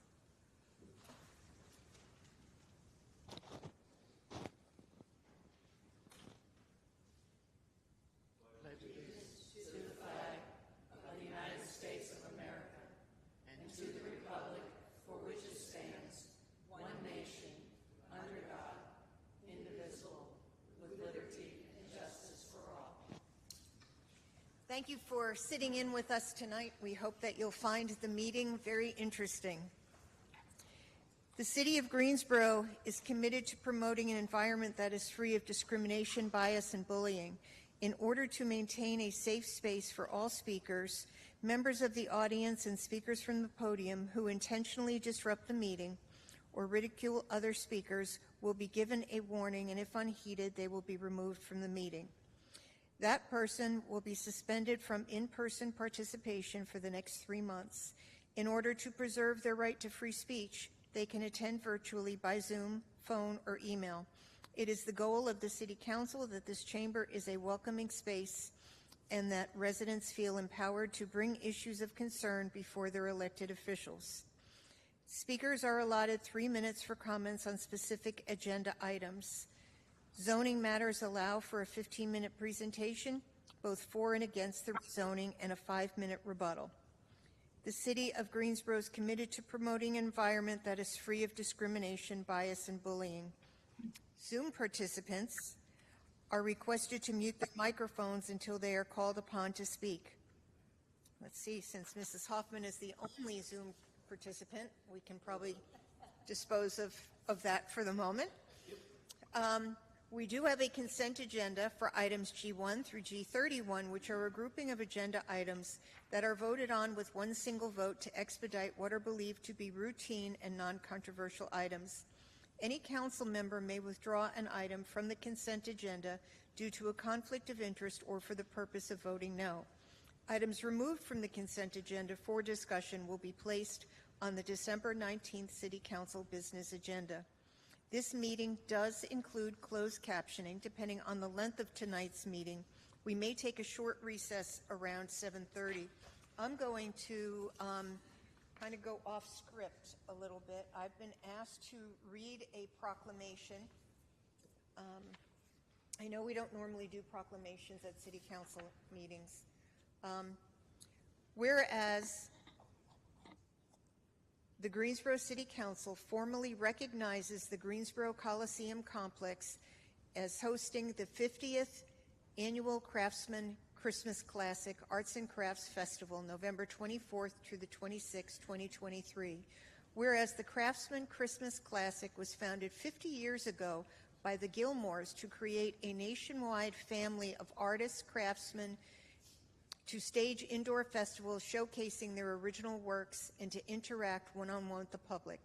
Whereas the Craftsman Christmas Classic, now the longest-running annual consumer show in the Greensboro Coliseum Complex history, has showcased creative excellence in every specialty, including contemporary and traditional treatments of pottery, jewelry, glass, fine art sculpture, furniture, photography, and metalwork.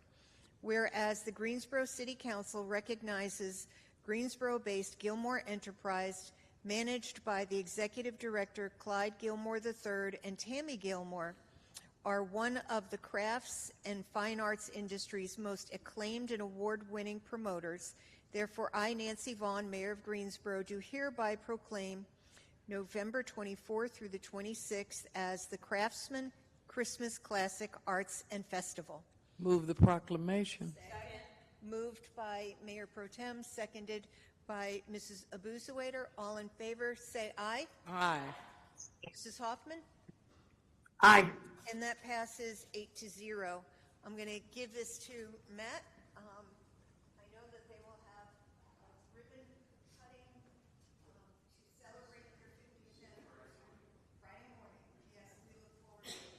So on behalf of Clyde and Tammy and their daughter Carly, they want to express their grand appreciation. They feel so much part of this community. Longest running show, as you mentioned, and they're doing what they do best. They're working right now. They're getting ready for the best craft show, not in North Carolina, the best craft show in America. On behalf of Coliseum Commission Vice Chairman Mark Isaacs and I, we gratefully accept this proclamation on behalf of the Gilmore family, and thank you very much. We'll see you Friday morning, Mayor. Yes, thank you. Thank you. So let's see where we are. We do have a motion to postpone items G25, G26, and G27 from the consent agenda to December 19th. Moved by Mrs. Thurm, seconded by Mrs. Abuzawader. All in favor, say aye. Aye. Opposed? And that passes 8-0. So do I have a motion? Moved by Dr. Wells. Seconded by Mrs. Abuzawader. Council, please vote. Oh, I'm sorry. I skipped right over Ty.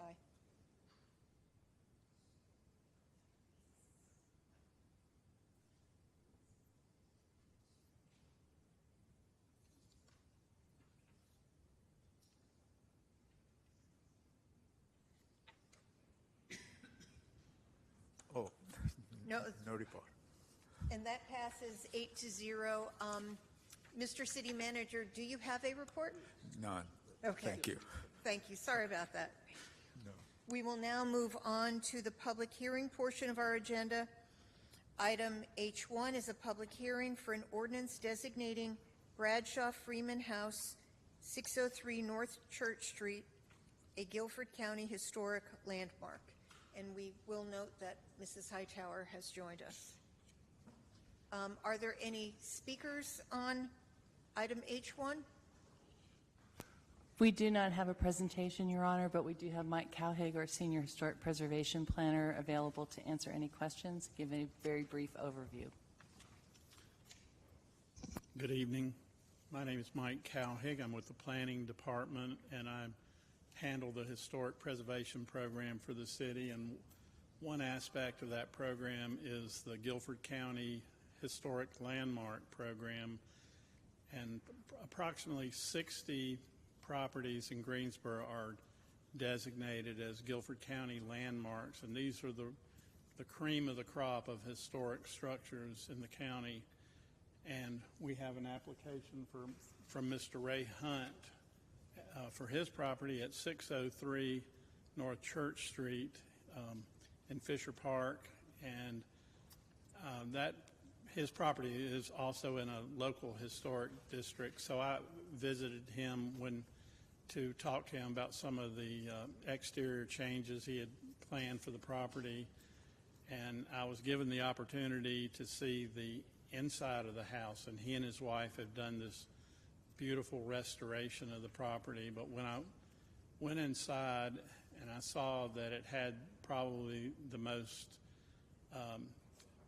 impressive interior arts and crafts features that I have ever seen, and knowing that the house itself is a rare example of style, the prairie style. There are very few of those in Greensboro, and I told him you should look into landmark designation for this property because it is really special. So that's the property we're bringing to you tonight. And if you'd like to hear from Ray, he has done an application and done research on the house that's really incredible. So I'll leave that up to you. But thank you. Thank you. No questions? Then can I have a motion? Second. Moved by Mrs. Thurm, seconded by Mayor Pro Tem.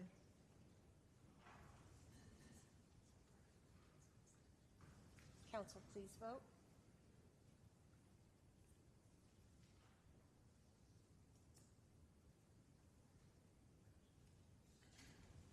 And that passes 9-0. Item H2 is a public hearing for an ordinance annexing territory into the corporate limits at 5503 Sapp Road, 0.408 acres. Amanda Hodiern for various applicants. And item H3, a public hearing for an ordinance for original zoning for 5503 Sapp Road. Amanda Hodiern for Jerry Alred, Virginia Reed, Ella Gladney, Vinnie Patterson, Robin Alred, and Jesse Alred. We do have Mr. Mark Isaacson is here in place of Amanda in case there are any questions. Good evening, Your Honor, Council. I am not Mike Kirkman. He's trusting me this evening. This is actually 2 public hearings. This is for annexation and original zoning. This is the public hearing for the ordinance annexing the territory into the corporate limits for the property located at 5503 Sap Road. It's 0.4 acres. Oops, sorry. Go back. And it is also the public hearing for original zoning from county mixed use to city CDCM conditional district commercial medium for the property. This is basically a remnant property. As you can see, it is surrounded by the City of Greensboro and by commercial property. This, the owner has finally obtained this and incorporating it into the rest of the development on, this is off of Sap Road and off of Wendover. And again, an aerial view. And again, from the request. This is urban general on the future land use map, and it is also designated urban mixed use and urban general on the future form map. There is one condition associated with this property. Permitted uses shall include all uses allowed in the CM zoning district except funeral homes, crematoriums, sexually oriented businesses, junk motor vehicles, accessory use, and land clearing and inert debris landfill as a temporary use. Factors supporting the staff recommendation: the GSO 2040 plan designates this property as urban general within an urban mixed-use corridor and a regional scaled activity center. The comprehensive plan's future land use map designates this property as commercial. The proposed rezoning request supports filling in our framework goal to transform underutilized sites and buildings into valued assets that complement their surroundings. Additionally, the request supports the comprehensive plan's growing economic competitiveness big idea to increase and preserve the inventory of developable sites compatible with corporate and industrial uses. The proposed CDCM zoning district permits all uses that are consistent with uses allowed with the surrounding CM and CH zoning and are compatible with the existing large-scale commercial uses located on adjacent tracts. This case was heard at the October 16th Planning and Zoning Commission. There were no speakers in opposition, and it was a unanimous vote for a recommendation for approval for annexation and rezoning. If there are any questions. Any questions for Mr. Isaacson, or do I have a motion? Moved by Mr. Olson, seconded by Mrs. Stowe. Council, please vote. That's on annexation, correct? Yes.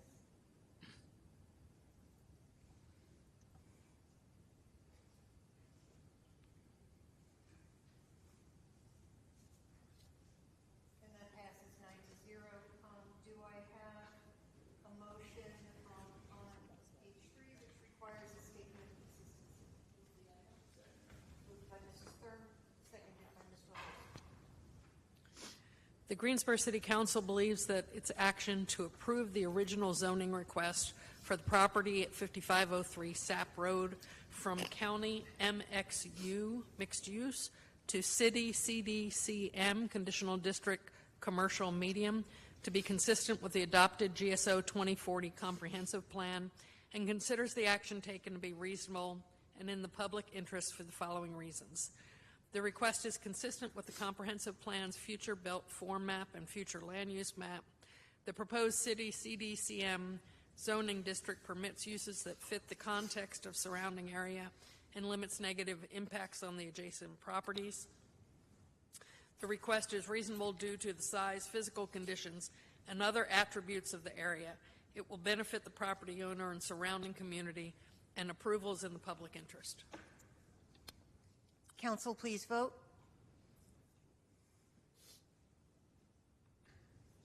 Oh, that passed 9-0. Thank you. Thank you, Your Honor. And you'll have your regular zoning administrator at your next council meeting. Thank you. You did very well as the fill-in. Yes.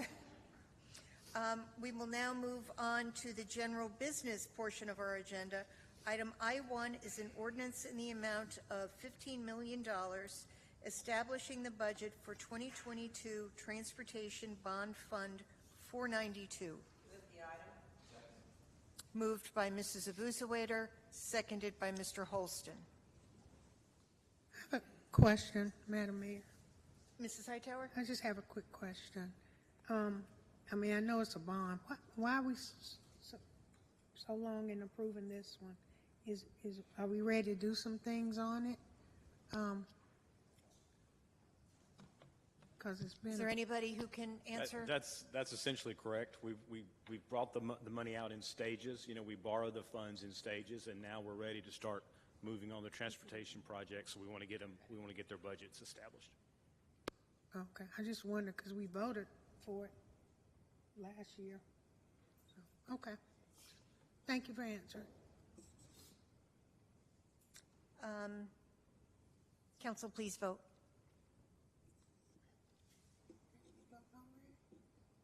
And that passes 9-0.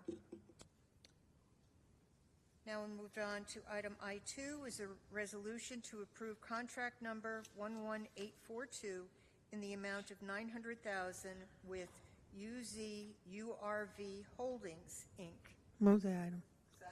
Moved by Mrs. Hightower, seconded by Mrs. Abuzawader.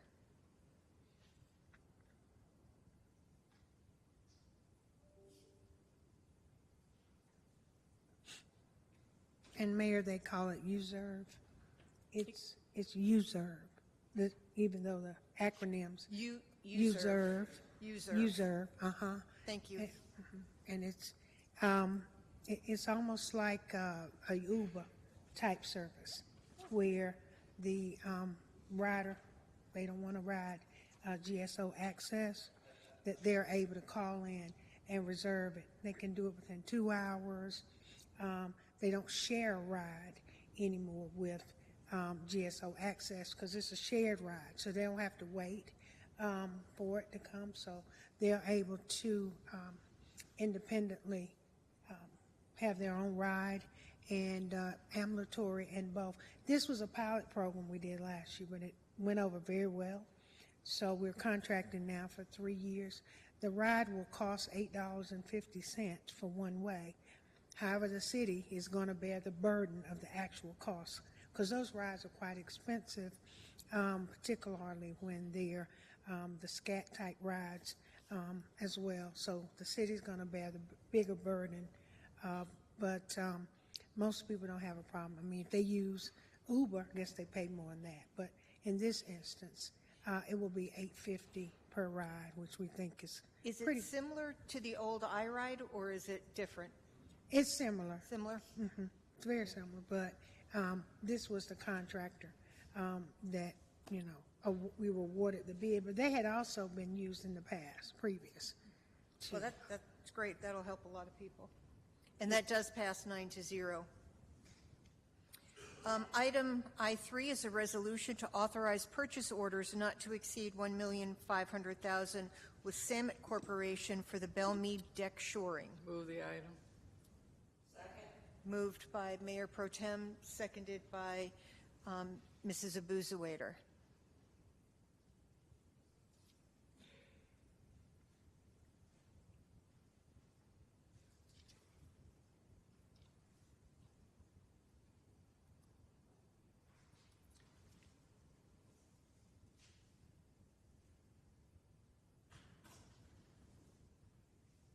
And that passes 9-0.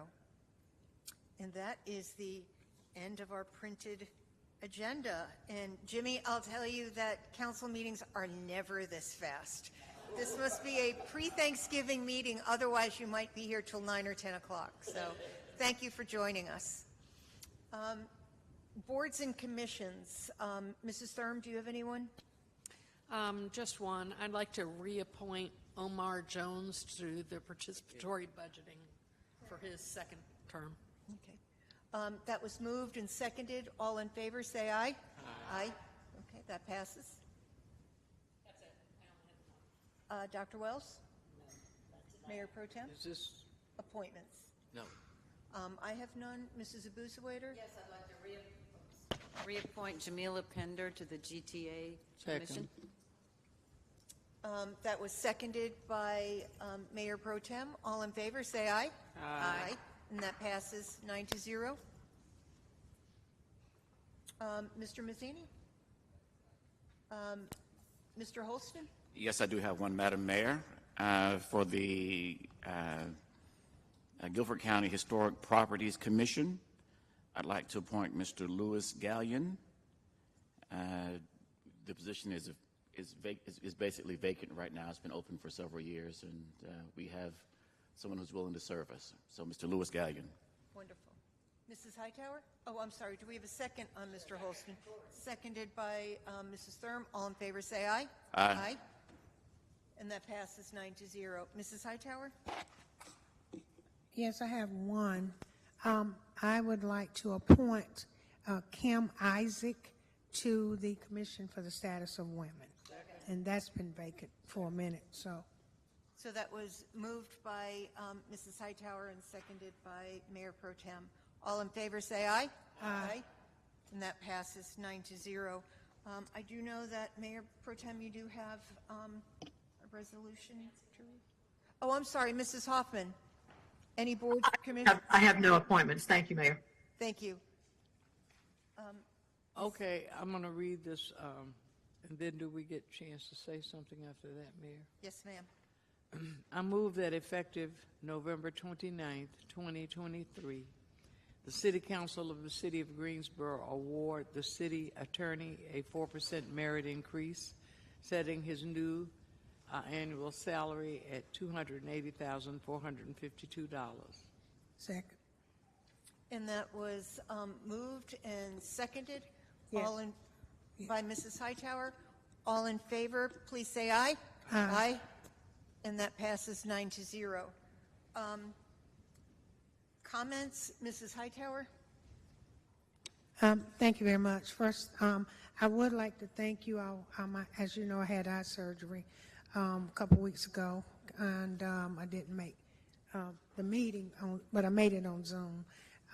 So you all sent flowers, and I appreciate that. That was very cheerful and brighten up my day. And I will say that surgery went quite well. And I'll probably see now more than y'all probably want me to see. So, and also this past Saturday, which was a very busy Saturday, by the way, I attended St. Philip's Church. They did a food, of course it's Thanksgiving season and everyone's doing this, but there was a food giveaway, fresh fruits, vegetables, for people to have for Thanksgiving. There was boxes, food, and so St. Philip's did a great job. They did that. Left there and supported the Junior Aggie League, where they have multiple teams of young men, young boys, I will say, that play football, where I tossed the coin. And actually did a pretty good job. Didn't hit anybody with the coin, but it was very good. They had their cheerleaders, and really, to be honest, being in the Smith High School stadium was really almost like being at real football games. So I understand why they do it. It gives them a sense of purpose. It's not just running around on the field. And they have referees and coaches, concession stands going. So it's really was a great event. They do it all year, and this was their championship tournament. So they had teams from Reedsville, Lexington, Randolph County. So it's a great event for our junior Aggies. Then I left and went to Winter Center. And I want to talk about this just briefly. I don't want to spend a lot of time on it. But there was an expungement clinic on Saturday held at Windsor Center. I was joined later on in the day by colleague Hugh Holston. They also had the workforce mobile unit there. So they were offering job opportunities, sponsored by a group that came out of Delaware. And y'all, people are coming out of Delaware to do stuff here. We need to be doing the same thing. And why we can't do our own expungement clinic, I'm not sure what's the problem there, but we got to look at that. There was over 800 individuals that showed up there. They were lined up down the sidewalk. And even after the event was over, Phil Fleischman and I were standing in the back parking lots talking. Cars continued to come up and say, is this where the event is? Is this where the event is? And I'm 55 years old. I did something when I was 18, and I just want to get it cleared up. Yes, I've had a job, I've been working, but I want to work for FedEx, and FedEx won't hire me because of that. And something that somebody did when they were 18 is still following them at age 55. I will say that he has been a city employee, and he appreciated that. As he told me, he had worked with GTA, but he really wanted to be more where he felt like, I guess the benefits were a little bit better, or retirement was a little bit better, and everything, but he couldn't get that.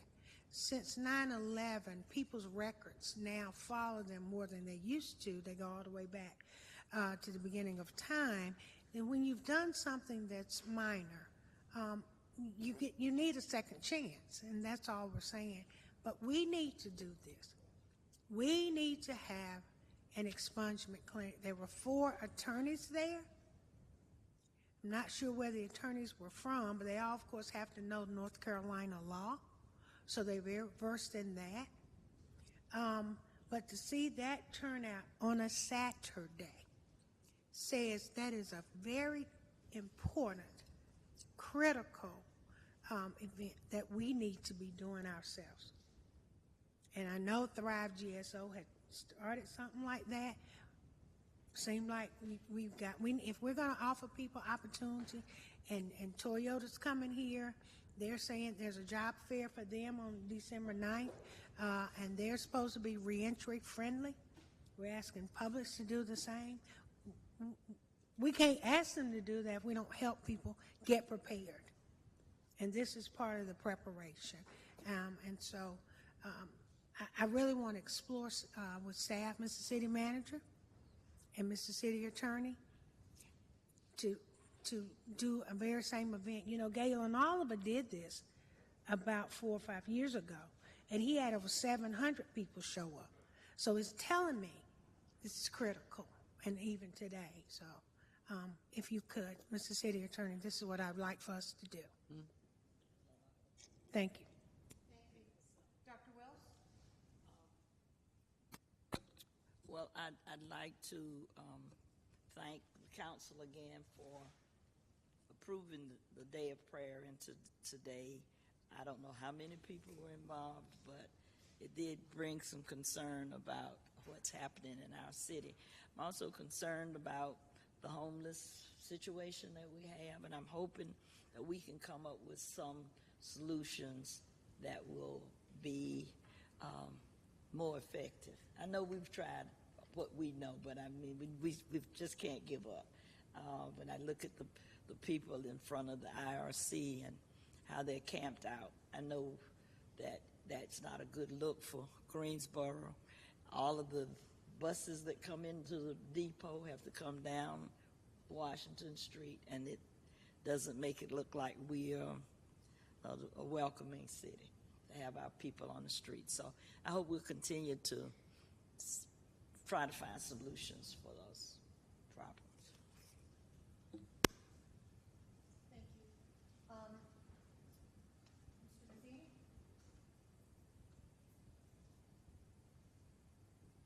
Mrs. Hoffman?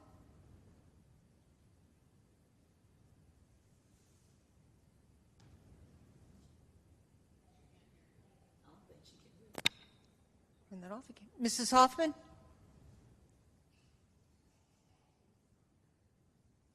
Yes, just a couple of things. I've been in Lindley Park, I guess 2 Saturdays in November. The first for their annual chili cook-off.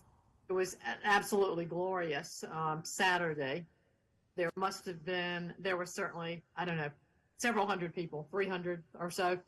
And one of the things that happened is that the neighborhood has placed a bench and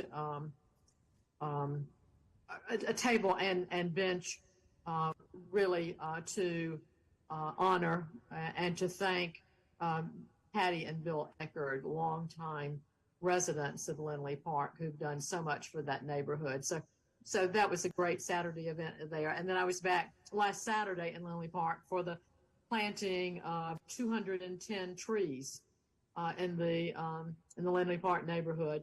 Most of those trees were designated for private yards where people had requested them. That's a partnership between the city and Greensboro Beautiful that donates the trees. And again, last Saturday was a beautiful day again, and we had a couple of hundred people there, a huge contingent of students from A&T who were there to help plant trees. So that was a terrific event. And just thirdly, I'd like to thank Dr. Wells for a suggestion that we stop and really say a prayer wherever we were today at noontime. It's the time of the year that obviously we express thanks for a lot of things, but it's a time when we really certainly are saying prayers for peace in the world and to a resolution for certainly what's going on in Ukraine and Israel and Gaza. So I appreciate that suggestion, Dr. Wells, and I made a point of doing that at noon today. So thank you so much. Thank you. Mrs. Thurm? Just a couple of short things. Number one, I'd like to thank the folks at the Islamic Center on Bessemer Avenue. This past weekend, I participated with them in doing a food basket build for folks at Sedgefield Gardens in my district, and I appreciate their involvement and their help, and certainly their invitation to join them in doing that fine work. So shout out to those folks. I'd also like to suggest to council and the clerk's office that in 2024, I'd like to suggest that we have our November meetings the first and second Tuesday of the month rather than the first and third. I think that gains both for our employees and for those that want to participate. It's a little easier and not to have a meeting 2 days before Thanksgiving. True. So I'd like to make that recommendation that perhaps we can vote on that. I don't know whether we can vote on it now or whether it has to be a future meeting. I think that's...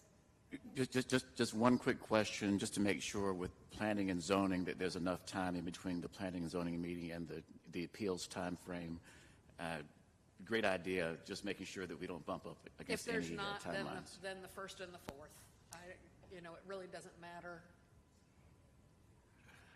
Madam Clerk, why don't you get in touch with planning and zoning, and we'll find out what kind of an impact it would have on the appeal process, and then you could put it on the next agenda either for the second or the fourth Tuesday. Yes, ma'am, I can do that. Could we just have one meeting in November? I mean, the county had one in November, and they went all the way to December 7th. I think the city attorneys want to. I was just going to remind you that at least once during each month you have to have public comment, so it would have to be a public comment meeting. It could be a long meeting if we did one. Really long. Well, we would just have turkey for dinner, and we would that's fine. It was just a suggestion, so yeah. I agree. The third Tuesday really is tough. So, Madam Clerk, if you could get back to us on that. Yes, ma'am. And the last thing is, I would just like to say that I'm very thankful to the city that we live in and to the people, to our city employees who keep the city running, and for my fellow council people that I know we all show up all the time ready to do work and have hard discussions and move the city forward. And I'm just thankful that I live in a city that's that approaches things the way we approach things. So thank you all. And the last item I just wanted to mention was last night we had the memorial service. It's the Transgender Day of Remembrance, remembering the people throughout the world that have been killed or murdered in the past year simply because they were trying to be who they were. And it was a very solemn but also joyful occasion, and that the Transgender Task Force recognized each of those people by name, shared a little bit about each of those individuals with us, and it was a very touching service, and I was very pleased that the crowd was much larger. It was more than double the size that it was last year. I know that the task force is unfortunately reluctant to do a lot of publication or publicizing the event for fear of who might show up. So to a large extent, it's word of mouth. But it was a beautiful, beautiful ceremony yesterday. And thanks to the Transgender Task Force for putting that together, and the Human Relations Department for assisting. So. Thank you. This might be a good time to also recognize that the City of Greensboro received a perfect score of 100 on the Municipal Equality Index by the HRC. This year we were tied with Chapel Hill. In many previous years, we had the highest score in North and South Carolina. We led both Carolinas, and we did that before it became kind of the thing to do. We were trailblazers with the MEI score, and I want to thank Maria Hicks-Few for putting together a great response to the HRC, and I think that's something that we can be very proud of. That's it. That's all okay. I have. Mayor Pro Tem? Thank you. I just want to encourage all of us on this Thanksgiving holiday, first of all, to be very aware of how blessed we are, and to show gratitude to those people, your family, and those people in your community or your church or your temple or your mosque. When they have reached out to you, just show gratitude, and keep in your mind a positive light for Greensboro. And some of us pray, some of us meditate, some of us reflect, and let us use whatever method we use to reflect on no violence, no homicides in this city this Thanksgiving weekend and beyond. But I would appreciate that. And I know some people who might be thinking about that aren't looking. If you know those people, just mention it to them. Have a great, great holiday. Thank you. Mrs. Abuzwaiter? Madam Mayor, before Mary Kay starts, I have one thing I forgot, and it'll probably be important to Mary Kay as well, but I know she'll. I do want to thank GPD, Chief Thompson, and Assistant Chiefs Rick Austin and Stephanie Martis. As you know, the shootings at Dudley High School have been solved. We have 2 in custody. We have the shooter and we have the driver of the vehicle. Neither of who are Dudley students. So again, I'm going to continue to help emphasize the stigma that's around Dudley High School. They are not the problem. It is other people who come in. But we had an update meeting on Wednesday night to the community to let them know that shooting was very concerning, and it was very important that we found out who did it. And interestingly enough, the meeting on Thursday and then the news on a meeting on Wednesday, the news on Thursday, that they had gotten the shooter. They wanted to get the shooter first. Unfortunately, he's 17. And so they're starting early. He was 16 when it happened and turned 17 by the time they arrested him. And so that's the unfortunate piece of what we're dealing with in the community, is that it's happening to younger and younger. The driver of the vehicle was 18, still young, still a life that is lost. While he may not have lost his life physically, he can't do anything anymore because he's going to jail for life. He should, because they put so many people in danger. I certainly believe that people deserve second chances, but when you do something foolish, this doesn't merit a second chance. But I appreciate the fact that Assistant Chief Austin and I worked together to schedule that meeting, because we recognize the importance to the Dudley community that the incident that happened was still on our minds, and we were determined to solve it. And so I appreciate the detectives who did it. Just goes to show people out here, if you do something, you're going to get caught.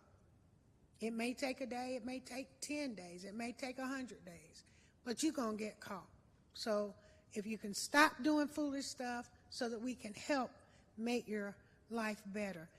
So I appreciate the meeting. Also in that meeting, one of the gentlemen who was standing beside the man that got killed has asked us to help support that mentor group. And it's a group of men who go to Dudley and mentor those young people at Dudley. And so I would like to look at finding a way, he's not asking for a lot, but for them to be able to recruit more men and to be there and have more positive environments around our young people.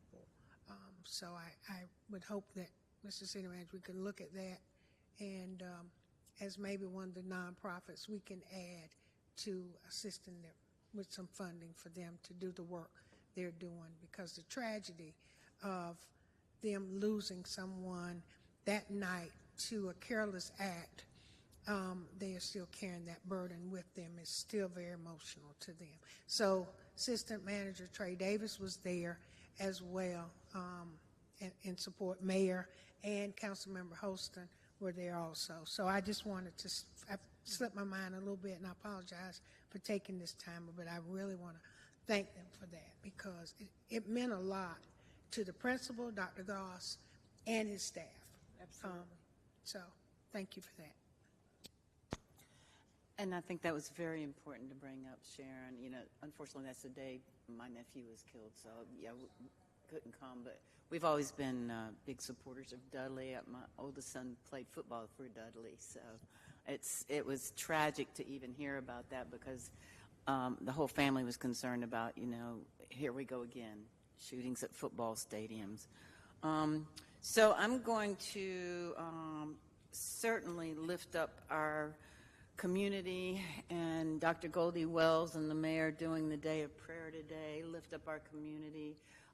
There were some people in attendance at the prayer vigil, but as Dr. Goldie said, it wasn't really for people to come into the church. It was for people to pray where they were, and I think a lot of that went on. I know that the power of prayer is something very, very, let me just say, you can feel it. You can feel it. And I know there are some people who don't pray, and that's fine. And as Mayor Pro Tem said, they may meditate, they may do other things, and that's fine. But, the power of prayer is very, very strong. So I appreciate that. On November the 9th, I had the honor of representing the city in another transportation summit. I'm turned out to be the transportation lady, or one of them. I have to give kudos to Mrs. Hightower, too, especially for the transit part. And Dr. Shree Dorstant and Hannah Cockburn were in attendance. And I just want to say, sitting on some of these panels with our staff who are recognized in the city and the county and the state as experts is truly, truly something that needs to be lifted up. Because, sitting there with them, and they have all the knowledge. And I'm bringing, of course, from the city council point of view and the things we do on MPO, and I'm on part and all of those things. But, you know, listening to the expertise that our staff has is very, very important for us to consider every time that they are in some panels, every time they are talking to us, all of those things. So, you know, I really appreciated their expertise.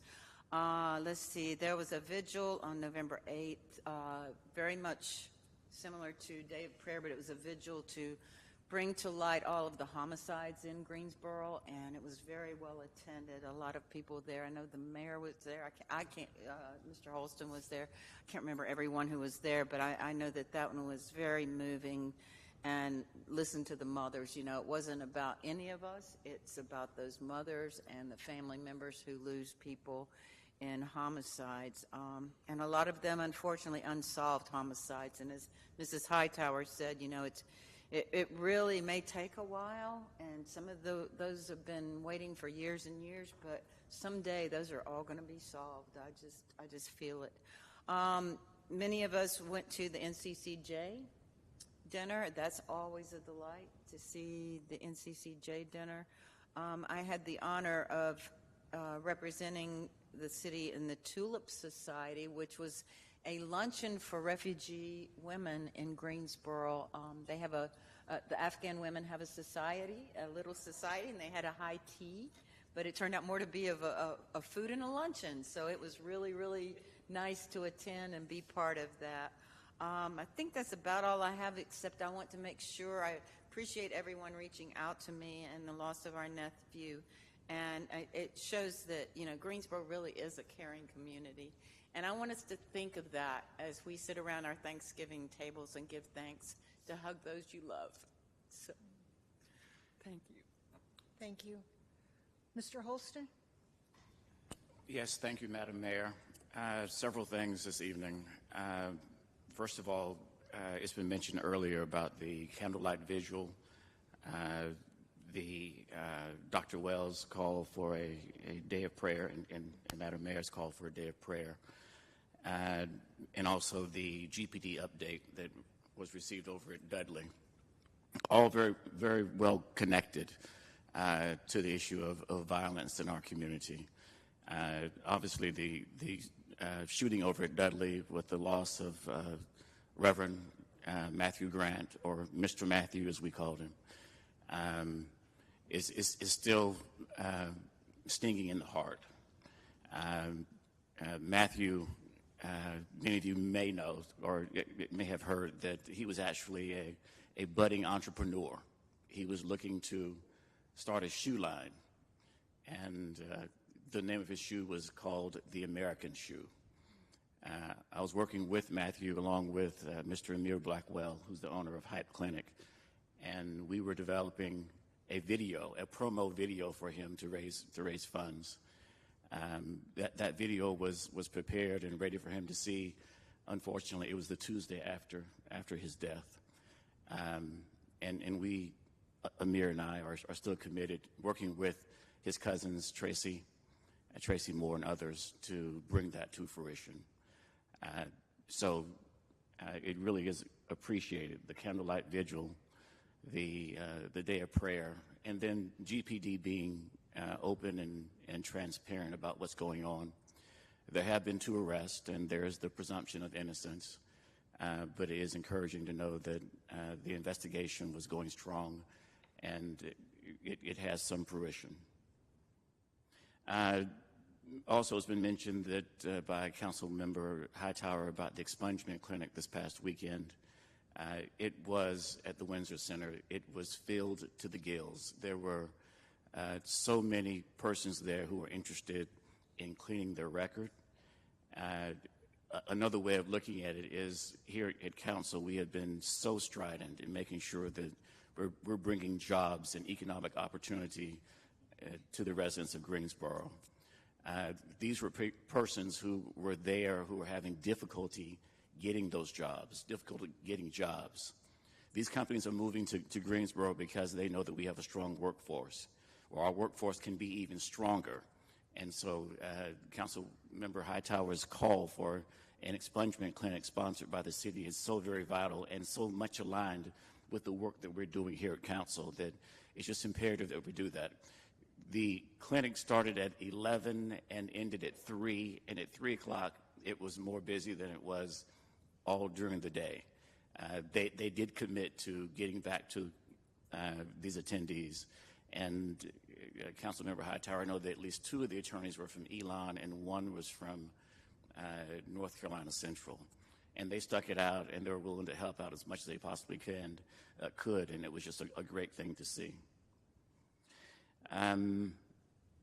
Also this past weekend, as it's been mentioned, it was a very busy weekend. I was at food drives at the W.D. Muhammad Islamic Center, at the New Hope Church there in English, and also out at Renaissance Plaza where Food Line provided a tremendous amount of food. At each and every one of these food clinics, the lines were just extensive, which lets us know that people are still hurting in our community. And I know that there are things that we can do here from council, and we should do all we possibly can to ensure that, one, people have economic opportunity and they have the funds, and if not, continue to promote these organizations as they support our community. Which leads me to homelessness and housing, and I see Drika and I see Malik here. They are working hard to do outreach in our community. They were at the expungement clinic also, working with the folks. And it's just going to be important for us as a true component of the homelessness attention is that we drive more outreach. I know there's been a lot of conversation amongst us council members, and outreach is going to be a critical piece of it. It's not enough for us to let the unsheltered or the homeless know that we have office hours and just drop by any time. We're going to have to meet them where they are. Each and every one that I encounter is not looking to shirk. They're actually looking to engage. They're looking to work. They're looking for opportunities. And the outreach, I think, is going to be one of the components that's going to be critical. 2 more things. One is for NCCJ, as Councilmember Boozwer mentioned, they had a wonderful Citation Award dinner. I do want to recognize Ivan Canada, who's their current executive director, but he's leaving to take a bigger and better job. I'm sorry, it wasn't better job. A bigger job in Raleigh. He's going to be missed greatly at NCCJ. He'll be missed greatly in Greensboro. But he's going to be doing big things in Raleigh. And last but not least, I want to say that I mentioned earlier, Madam Mayor, that my brother-in-law passed, and his children, Robert, Rod, Reggie, and Reba, are sorely missing their dad.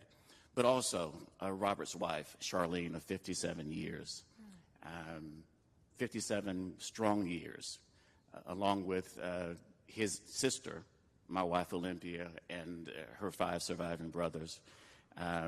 Please keep them in your prayers. LeGrand strong. Thank you, Madam Mayor. Thank you. Thank you. Yesterday I had the opportunity to go to Toyota of Greensboro, formerly known as Rice Toyota, to meet some students in GTC's FAME program. And what FAME stands for is the Federation for Advanced Manufacturing Education. And these are for students who are interested in pursuing STEM-related careers in manufacturing. And what this program does is it provides a 2-year debt-free associate's degree. And it also helps align students with future employers. And right now they do have, or when they started, they had 4 employers, and one of them was Toyota. And Sean Suggs from Toyota was at Toyota of Greensboro yesterday, and we got to meet some amazing young individuals. And they spent the last 3 months over at Toyota solving problems. It was really interesting. One of the problems they had, which is probably the easiest to explain, was their parking lot and how, they have a limited number of parking spaces. Is there a way that they could get more cars in the same footprint.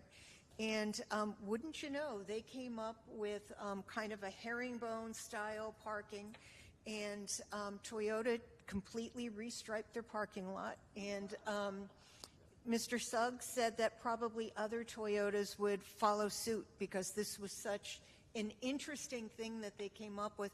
They also helped them with issues they had in their grease pits, and they redesigned certain rooms where tools were being stored, and it really required them to use their own initiatives. These kids were just brilliant, and one of the young women who was there actually was accepted to Duke. And she decided to do this FAME program instead because she would come out debt-free. And that's really pretty amazing. So the young people that I got to meet yesterday really are on track to have a great future earning money through this GTCC FAME program. So, you know, if anybody's listening and they have young children trying to figure out what they're going to do with the rest of their lives, I would really encourage them to reach out to GTCC and see all of the amazing programs that they had. I was on my way out, and one of their customers actually stopped me because he wanted to know when the Christmas parade was. I told him I was able to tell him about the tree lighting and the Christmas parade. He said that he was really proud because his son at 22 bought his first truck, and it was a new truck and a really good looking one because he got a job in welding. And at 20 years old, he is making an amazing salary through welding. And he was just so proud of what his son was going to accomplish. So, you know, not everybody has to go to a four-year college. You know, we need people who are going to specialize in advanced manufacturing. We need those people to go to school so they can fill these jobs that Toyota and Boom and ProKidney and the rest of them are bringing into our community. We want to put our residents to work, and we want above livable. We want to make sure that they have the tools they need to compete out in the economy. And so I'm very grateful to GTCC for this FAME Academy. It was interesting to meet those young people.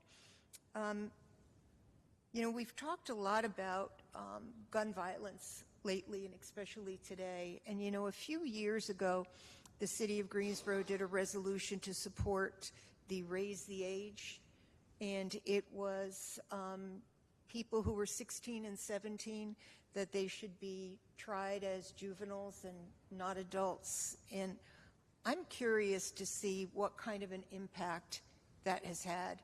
We see perpetrators get younger and younger, and you know, I wonder if they're being encouraged to do wrong things because they won't have the same punishment that an adult would.